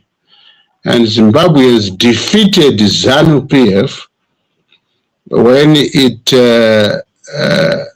got into a merger with PF-ZAP in 1987, conspiring to have a legislated one-party state. And at the 1990 elections, Robert Mugabe wanted permission or a mandate from Zimbabwean electors to institute a one-party legislated state. But Zimbabweans called for a multi-party democracy. The importance is that when you have a ruling party which has other parties competing or contesting or criticizing it, Zimbabweans will have an alternative in the event of failure of the ruling party. You will have parties in opposition that can be elected to run the affairs of the public. And so as we speak right now, all the efforts by Zimbabweans to have organized opposition were busted by the ZANU-PF rule. Let's look at Zimbabwe Unity Movement in 1990, then which translated into the Democratic Party, which began to research on constitutionalism, and then the emergence of the National Constitutional Assembly civic movement, clamoring for a homegrown democratic people-driven constitution, and then that led to the formation of the MDC in 1999, and then the MDC had splinters there, right into MDC Alliance, and into Triple C. And all these organized opposition political parties were devoured by ZANU-PF dictatorship. In one way or another, opposition leaders were bribed in some case. When we had GNU, the members of opposition occupied public offices under the GNU from 2009 to 2013. And so the organized political opposition in Zimbabwe were all caricatured and destroyed by ZANU-PF machinations, using public resources to bribe the opposition, including now the risk that we face is that a lot of members of parliament went into the current parliament through a people's vote opposing ZANU-PF rule. But then through Chawangu machinations, ZANU-PF was able to destroy CCC. That led to Advocate Chamisa's resignation as president, and then it left Zimbabweans without a viable organized opposition to ZANU-PF rule. So at this juncture, Zimbabweans are again trying to establish a mass opposition political party movement to counter ZANU-PF dictatorship. So as we discuss, as we debate, we have had these views in the National Democratic Working Group for the past 2 years, with the citizens actually calling for filling the gap that is there.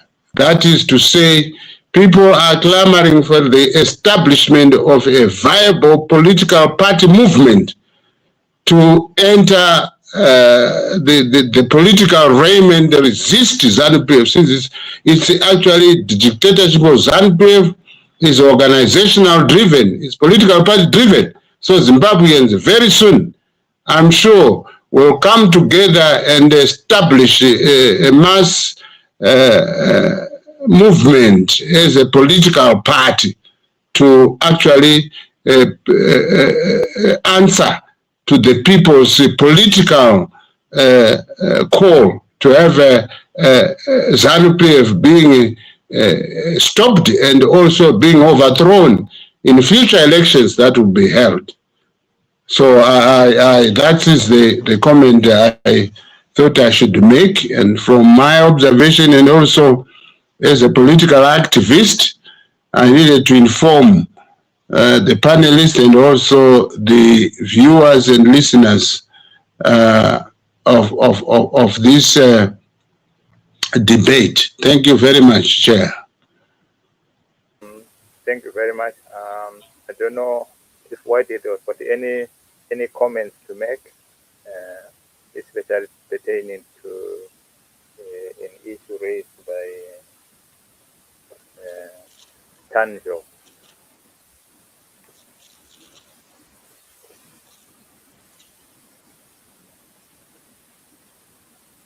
I think Whitehead, we have just lost him. I think we may move to our final segment, Dr. Zembe. This is now looking at the future outlook of Zimbabwe. Who controls the future of Zimbabwe? So looking ahead, Dr. Zembe, what does Amendment Bill number 3 mean for Zimbabwe's democratic future? What are your views if this bill passes, or if this bill fails? What does it mean for the future of Zimbabwe? Over to you. Yes, this bill has triggered national discourse about the future of Zimbabwe. We need a scheme of reconstruction in terms of governance philosophy. Zimbabwe has suffered a lot from the time when it was Rhodesia to the post-independence to debt, and that public institutions have had a terrible knock. Where they acted professionally before, particularly after 1980 declaration of independence, their actions should have been progressive in terms of professional governance. You know, our structures, public structures, the executive, the judiciary, and the legislature were corrupted over the 46-year period, which means that the individuals that were seconded to occupy public positions, either as judicial officers or as civil servants or as political representatives, that is MPs, or as councillors, got to be corrupted with resources that were given on the basis of partisan identities.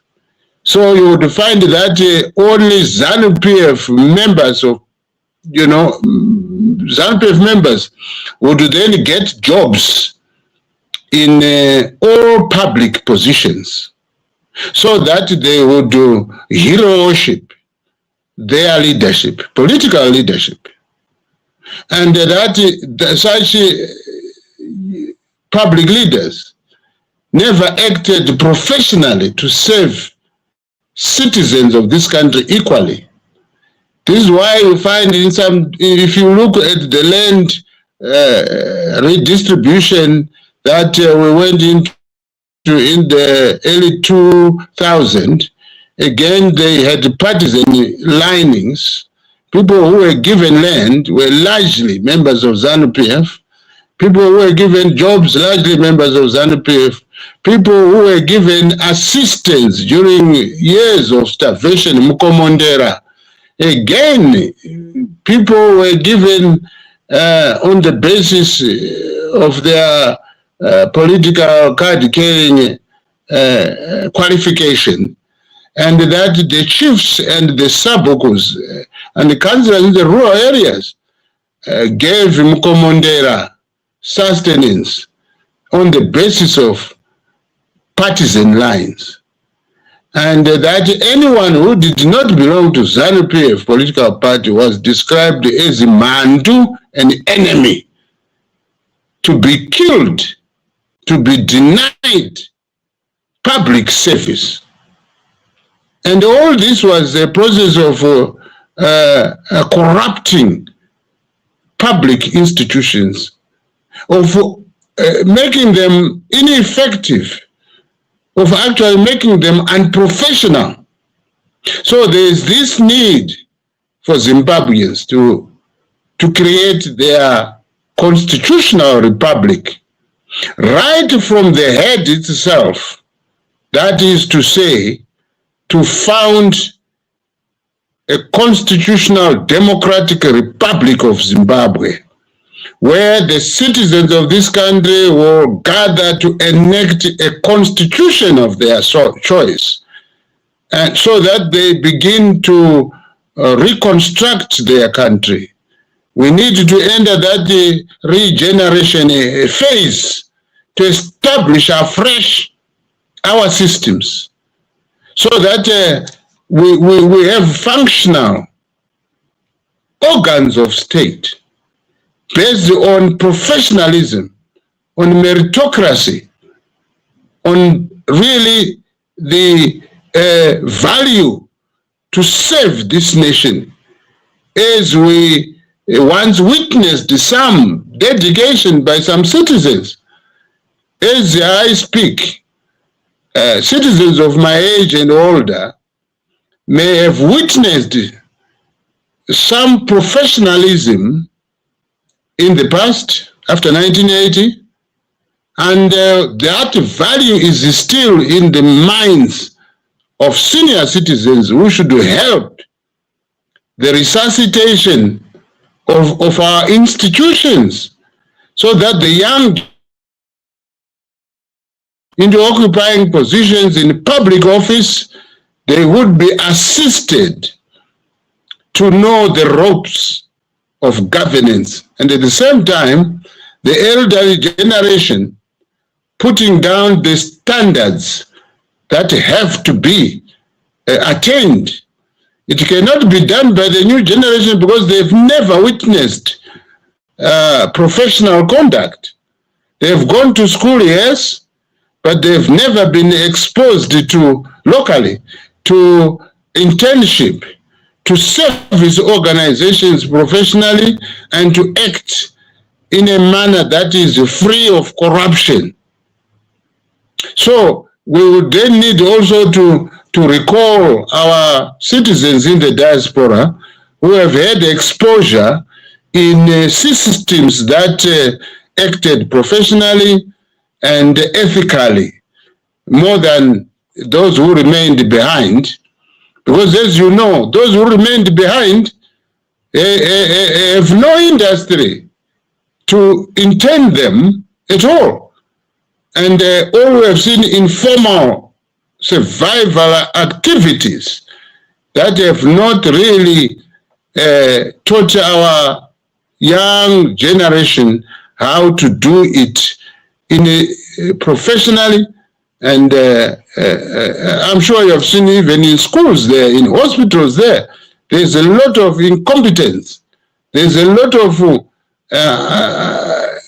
action that is unprofessional, because the elderly population has not been able to teach the young ones how to behave professionally at work and how to offer services. Even if you go to the private sector operations, the situation is the same. You see, we have lost it as a nation, but we have capacity to regenerate. And this is what I believe, that we have really to embark on a scheme of reconstruction in terms of governance. And right from the beginning, to have a constitutional framework dictated by the people, an electoral framework dictated by the people, elections that really belong to the people, so that best brains can be elected to run government forthwith into the future. That's all I can state at this stage. It's a wish, and I will remain as an activist to contribute towards the fulfillment of the recreation of our constitutional democratic republic of Zimbabwe. Thank you. Back to you, Chair. Thank you very much. Tanjo, if you have got any final remarks that you might want to make before I bring in some comments from the chat box, and then we get a final remark from Dr. Zembe. Okay, thank you. To what Mr. Dr. Zembe is saying, I concur with what he's saying. But now the issue from the moderator, the question was, when this bill passes on, what is its implication, Doctor? That is what the question highlighted. As for you, you were bringing solutions. But now we are saying, when this bill is forced to pass through, we are saying that's it brings disaster to our country, more disaster to our country. We'll be now heading to full-fledged kingdomship or empire rule. So the implication here, we are saying Zimbabwe will be doomed. Zimbabwe will be doomed when this bill passes through. But it's a forced bill, and at the end, it will create too much anarchy in the country. Because when we go back to the issues of empire rules, this is the retrogressive ways, the previous ways of governorship, as compared to democracy. Because we are saying the constitution must be followed. And when the constitution is followed, all the different states or arms of the government, they'll function independently. And there'll be a balance of checking each other there. We won't have problems in the judicial system. We won't have any problem in the legislative. We won't have any problem in the executive system. The country will run smoothly and will have development. But when we look at present in our country, they talk of development, but there's no development which is taking place in reality. They talk of building that interchange, the trabablas which they talk about. But when we look at that, can we say that's the only development? We need our country to move forward, to have proper development, to progress, not to continue to be going hayward. So we are saying the passing on of Cap 3 is disaster for our lives in Zimbabwe. Thank you. Thank you very much, Sanjo. That's true. And I think one of the reasons for bringing this conversation is to equip Zimbabweans to know what CAP 3 means, so that you can have conversation amongst yourself. Let me just give you a short. I'll start it from in between, where someone was asking someone in the community there to say, do they know CAP 3? And it was disheartening. The conversation wasn't. It was quite disheartening. Tell me if you can hear anything. Yes, I'm hearing you. You know, Yeah. Zviri right pakuti vanokwanisa pamakore ivo vanokwanisa kuwedzera ngati chiko vanokwanisa kugadzira vakawanda kuvaka zvipatara kuita zvakasiyana-siyana munyika zvinoita kuti nyika yedu ibudirire. Alright, apa vataura zvokuti zvataura zvakanaka kuti vanokwanisa, but tombo ini handisi kuti ndikuopoza kana ndingotaurawo newe zvangu, just like normal conversation. Ko panonzi pane apfuura kozi like tongoti vari kuda kuwedzerwa handiti, but in short tongoti kubva 2017 wagara wangu wangoripo kubva pakabva munhu ndaumobvunza ndakanangana newe iwewe handinogara mumhondoro, unogara futi kurwura wakaenda kuchikoro wakapasa wakadii then inzaunzve ini ndida kubvunza kuti kubva 2017 yacho newe ndechipi chinhu chaunonyatsonongedzera wani kuti ichi ndakachiita nekuda kwekuti government yange ichitonga zvakadai alright chawakamboitawo zvako nekuenda kuchikoro kwese kwawakaitepo? Handina chandasindaita, ndikutozvitamburirawo zvangu. Hauna chawatoaita? handina chandatingaita kunze kwekuedesa kwada kutsova simple. Alright, hauna chawatwaita zvikunakidza nyaya yako. Alright, iwe hauna chawatwaita. Ko inonzi sorry. Ko ivo vachone vari kutungamirira kubva 2017 ndezvipi iwewe zvinhu zvaunoti zvakakufadza kana zvawakaona zvakanyatsoitika kana chaunonyatso appreciate besides kuakirwa chipatara chekumhondoro? Wezi ndohwanja vanhu vemumhondoro ndochinhwanja munogona kumensheni. Aiwa ndo chatakaonawo. But vanhu havasi kufa here vekumhondoro nekuti vakawakirwa chipatara? Vanhu vari kufa because mishonga hakuna. Saka iwewe wangochitaura kuti saka iwewe ndoda kudzoka kwauri paungochiti zvoni hazviri right kuti vanowana mamwe makore. Aita kuti ndizvozvo hazvo but nekuona kwatichinzwawo zvatetiona pativi tinenge tiona kuti vari kuvandudza wani kune dzimwe nzvimbo. Sezvipi?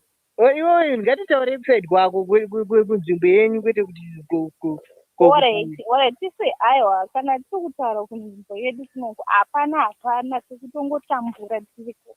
So why is it like iwe kufara wabvuma kuti aizve? Right. Handizvo kana mange mutizvinzwa, it was a very honest conversation. Kubva munhu anga asingatomboziva kuti iyo cup 3 yacho chimbori chii, but otanga kuti vari kuita zvakanaka chete. But I like the line of discussion. How do you see it, Dr. Zembe?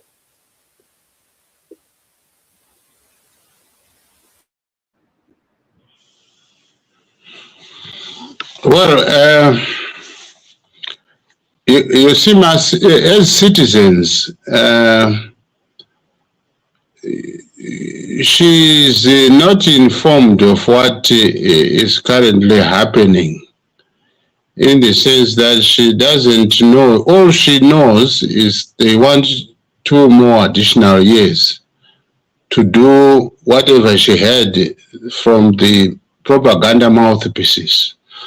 That is the television, ZBC television, or the radio, or maybe some of the social media platforms.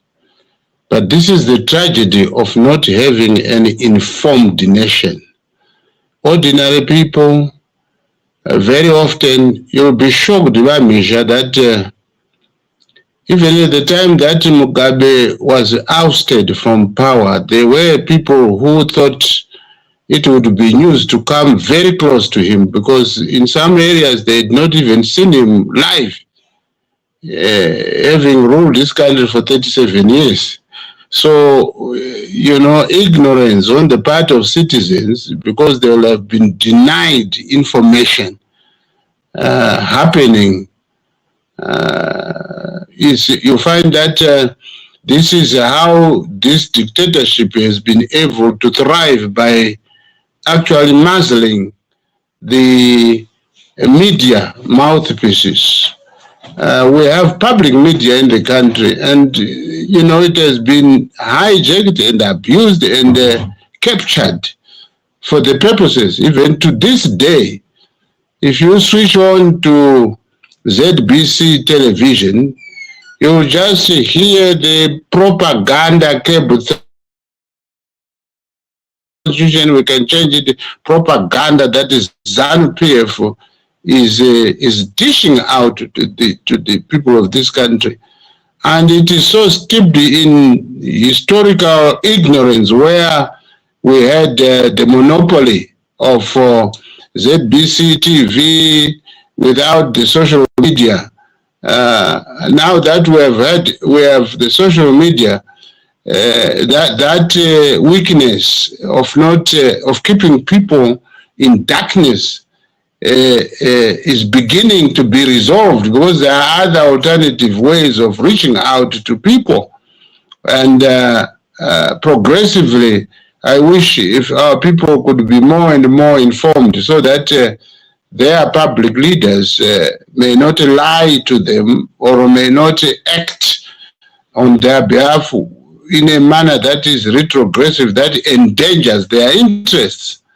So such a pocket of ignorance, you expect that to happen. And sometimes even to areas that are expected to be in the information technological highway, in urban areas, you still have people who are gullible or sometimes who may not know exactly what this such a development could mean. This is why we should intensify those who have gone to school and higher education, who understand the implications on society. That's why the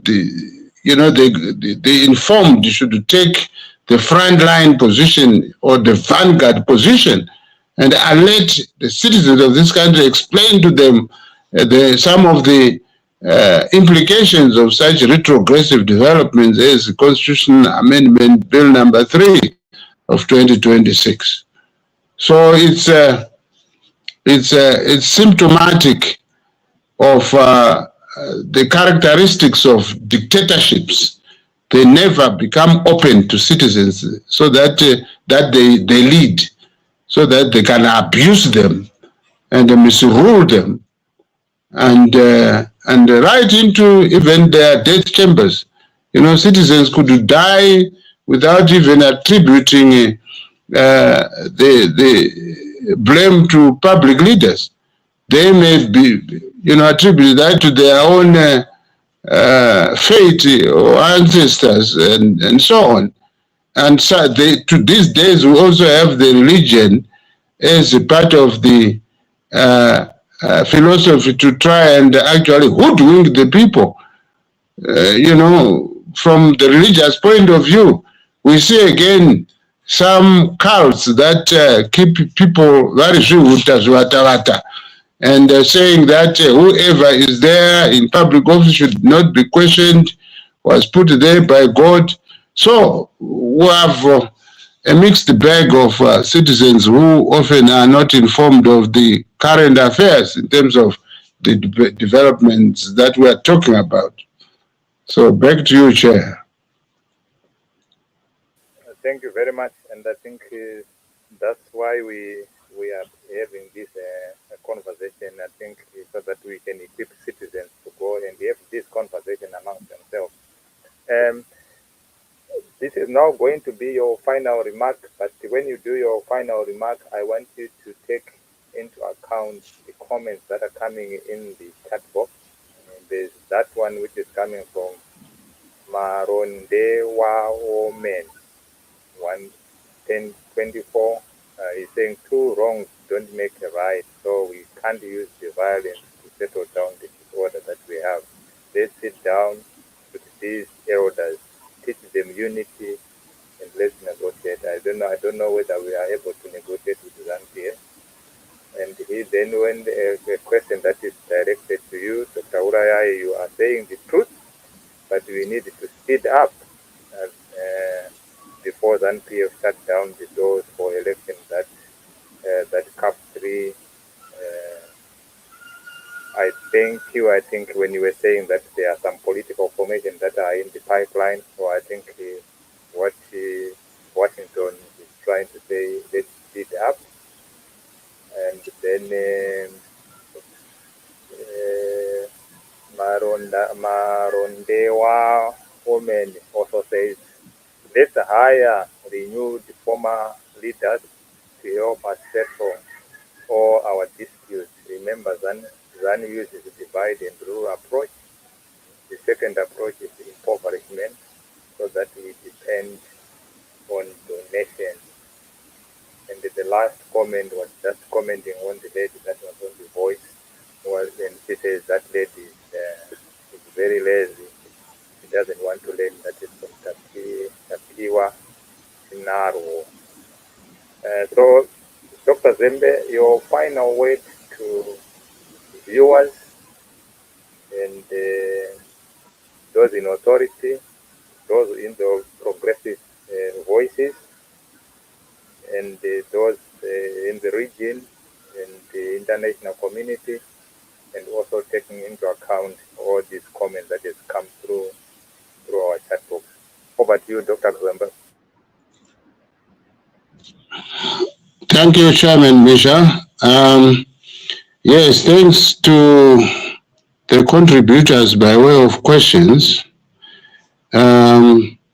Washington Vutuza appealed to us in the Contra movement against the dictatorship of ZANU-PF to move swiftly and have action started to prevent ZANU-PF from implementing this very dangerous experiment in order to rescue the nation. I entirely agree that it is an urgent matter now that ZANU-PF is conspiring to derogate to itself the people's power so that they continue to dictate after having robbed the people of their power through the amendment bill. And I also would also answer the other participant who wrote that ZANU-PF uses divide and rule. That's true. It has done so for the past 46 years. And there was also a remark, directed at that lady who sounded to me to be quite ignorant and young. And there is need, therefore, for advocacy and education right across the board to educate our people, to inform our people, thereby empowering them to act accordingly to defend their rights. Zimbabweans, as we often say, that we are under siege. There's been an insurrection by an elite, some of us, Black Africans, who have occupied public office through the auspices of a political organization called ZANU-PF, and that they have embarked on a scheme, a violent scheme, to rob national resources, to plunder national resources for their own personal, selfish interests. They are using public office to steal public wealth for their own selfish needs, for their children, for their wives, for their associates. Yet the truth is that they have forgotten that any public office should be used to provide empowerment to all citizens of this country. Whether it's a service, whether it's a commodity being produced by, let's say, a public agent or a public institution or a public investment, that public organ has to serve the entire nation, not groups of individuals, in a democratic manner. And therefore, Zimbabweans have to rise to the occasion and continue to be their own liberators. Nyika haitizi, uye nyika vanhu, saka vanhu have to take stock of their lives, take stock of what is happening in the country, carry on with an investigation of what is happening, and we must continue to share ideas and continue to resolve and to make progressive decisions to defend the democratization process.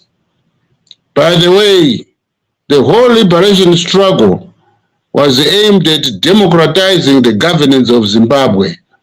And that struggle must continue, it must be renewed, it must be intensified by the existing generations. Both the young and the old must embrace and work together. The old have wisdom, the old have experiences, and the new have the energy and also the capacity to prosecute the democratic struggle through the concept of ideas. And once ideas are churned out through the processes of the right to think, the right to exercise our intellect in dealing with the problems that we encounter in our lives, the environmental problems, the governance problems, the political problems, we have mental capacity to produce ideas that are shared and implemented. That is the people's power. So we must move to discover the people's power so that we act together in order to defeat the elites, the minority that have occupied public office, thereby creating an impediment which is being introduced through Constitutional Amendment Bill number 3 of 2026. It's actually an impediment to the democratization process.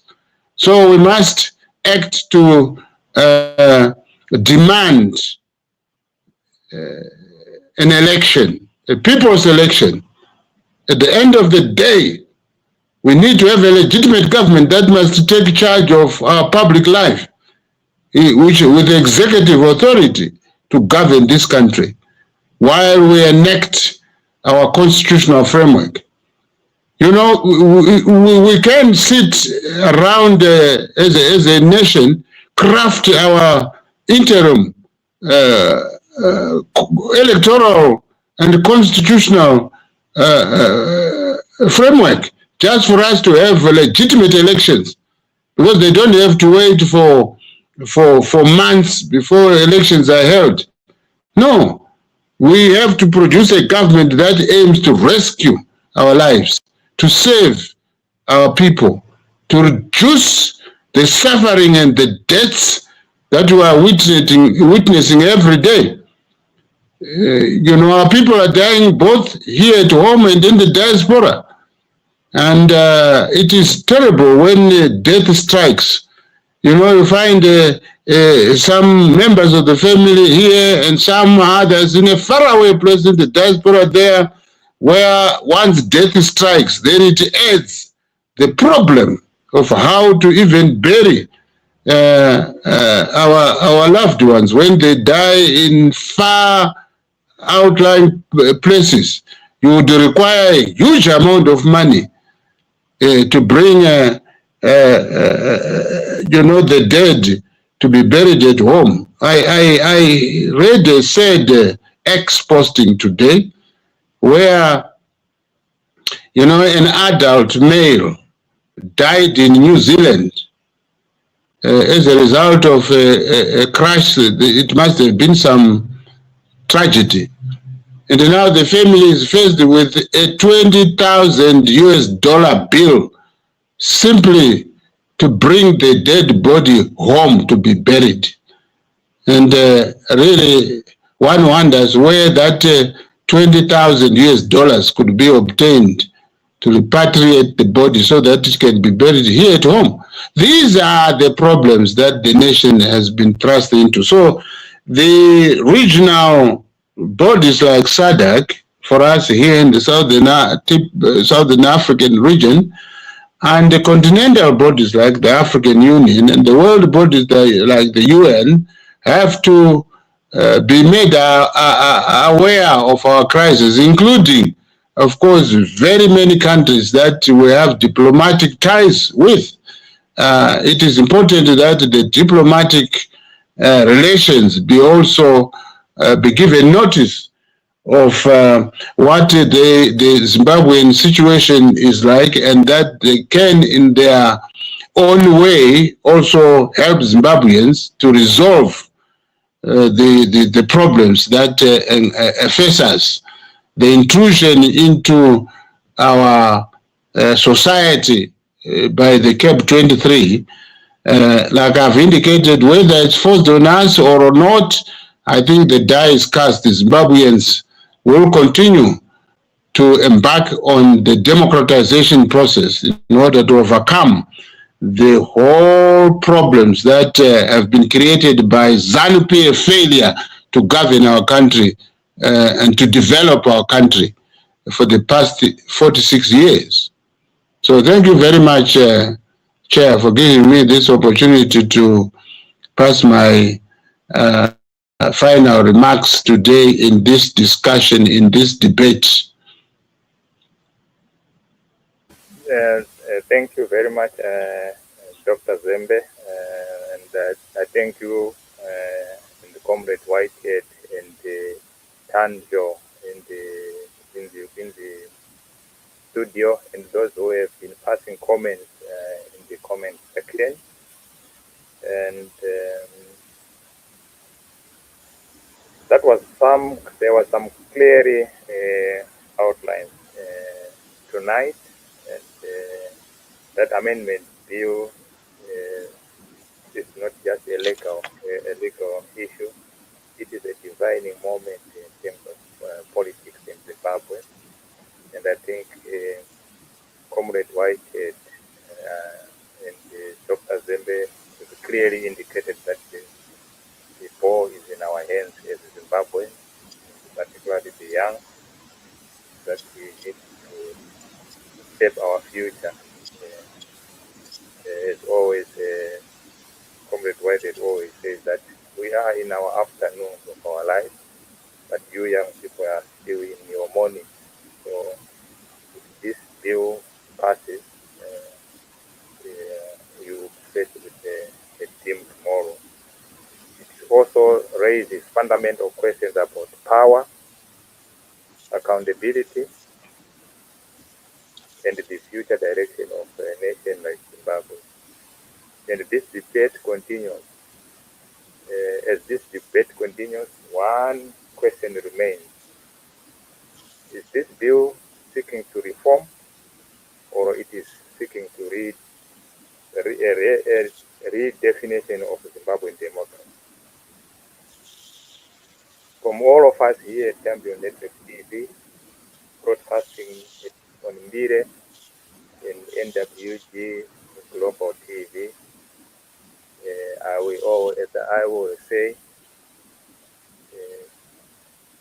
stay informed, stay engaged. Let this conversation continue in your private spaces. Interrogate the things that has been talked about here. If you have any questions, come back to the chat box, put your question in the chat box. We will be able to answer it in our future broadcast. And so I say to everyone who is watching us, I thank you, and I say good night. Morara Zakanaka. Thank you for watching Champions Network TV. Make sure you click that like button and subscribe. Don't forget to hit that bell icon so that you get the ding ding ding every time we do post our videos.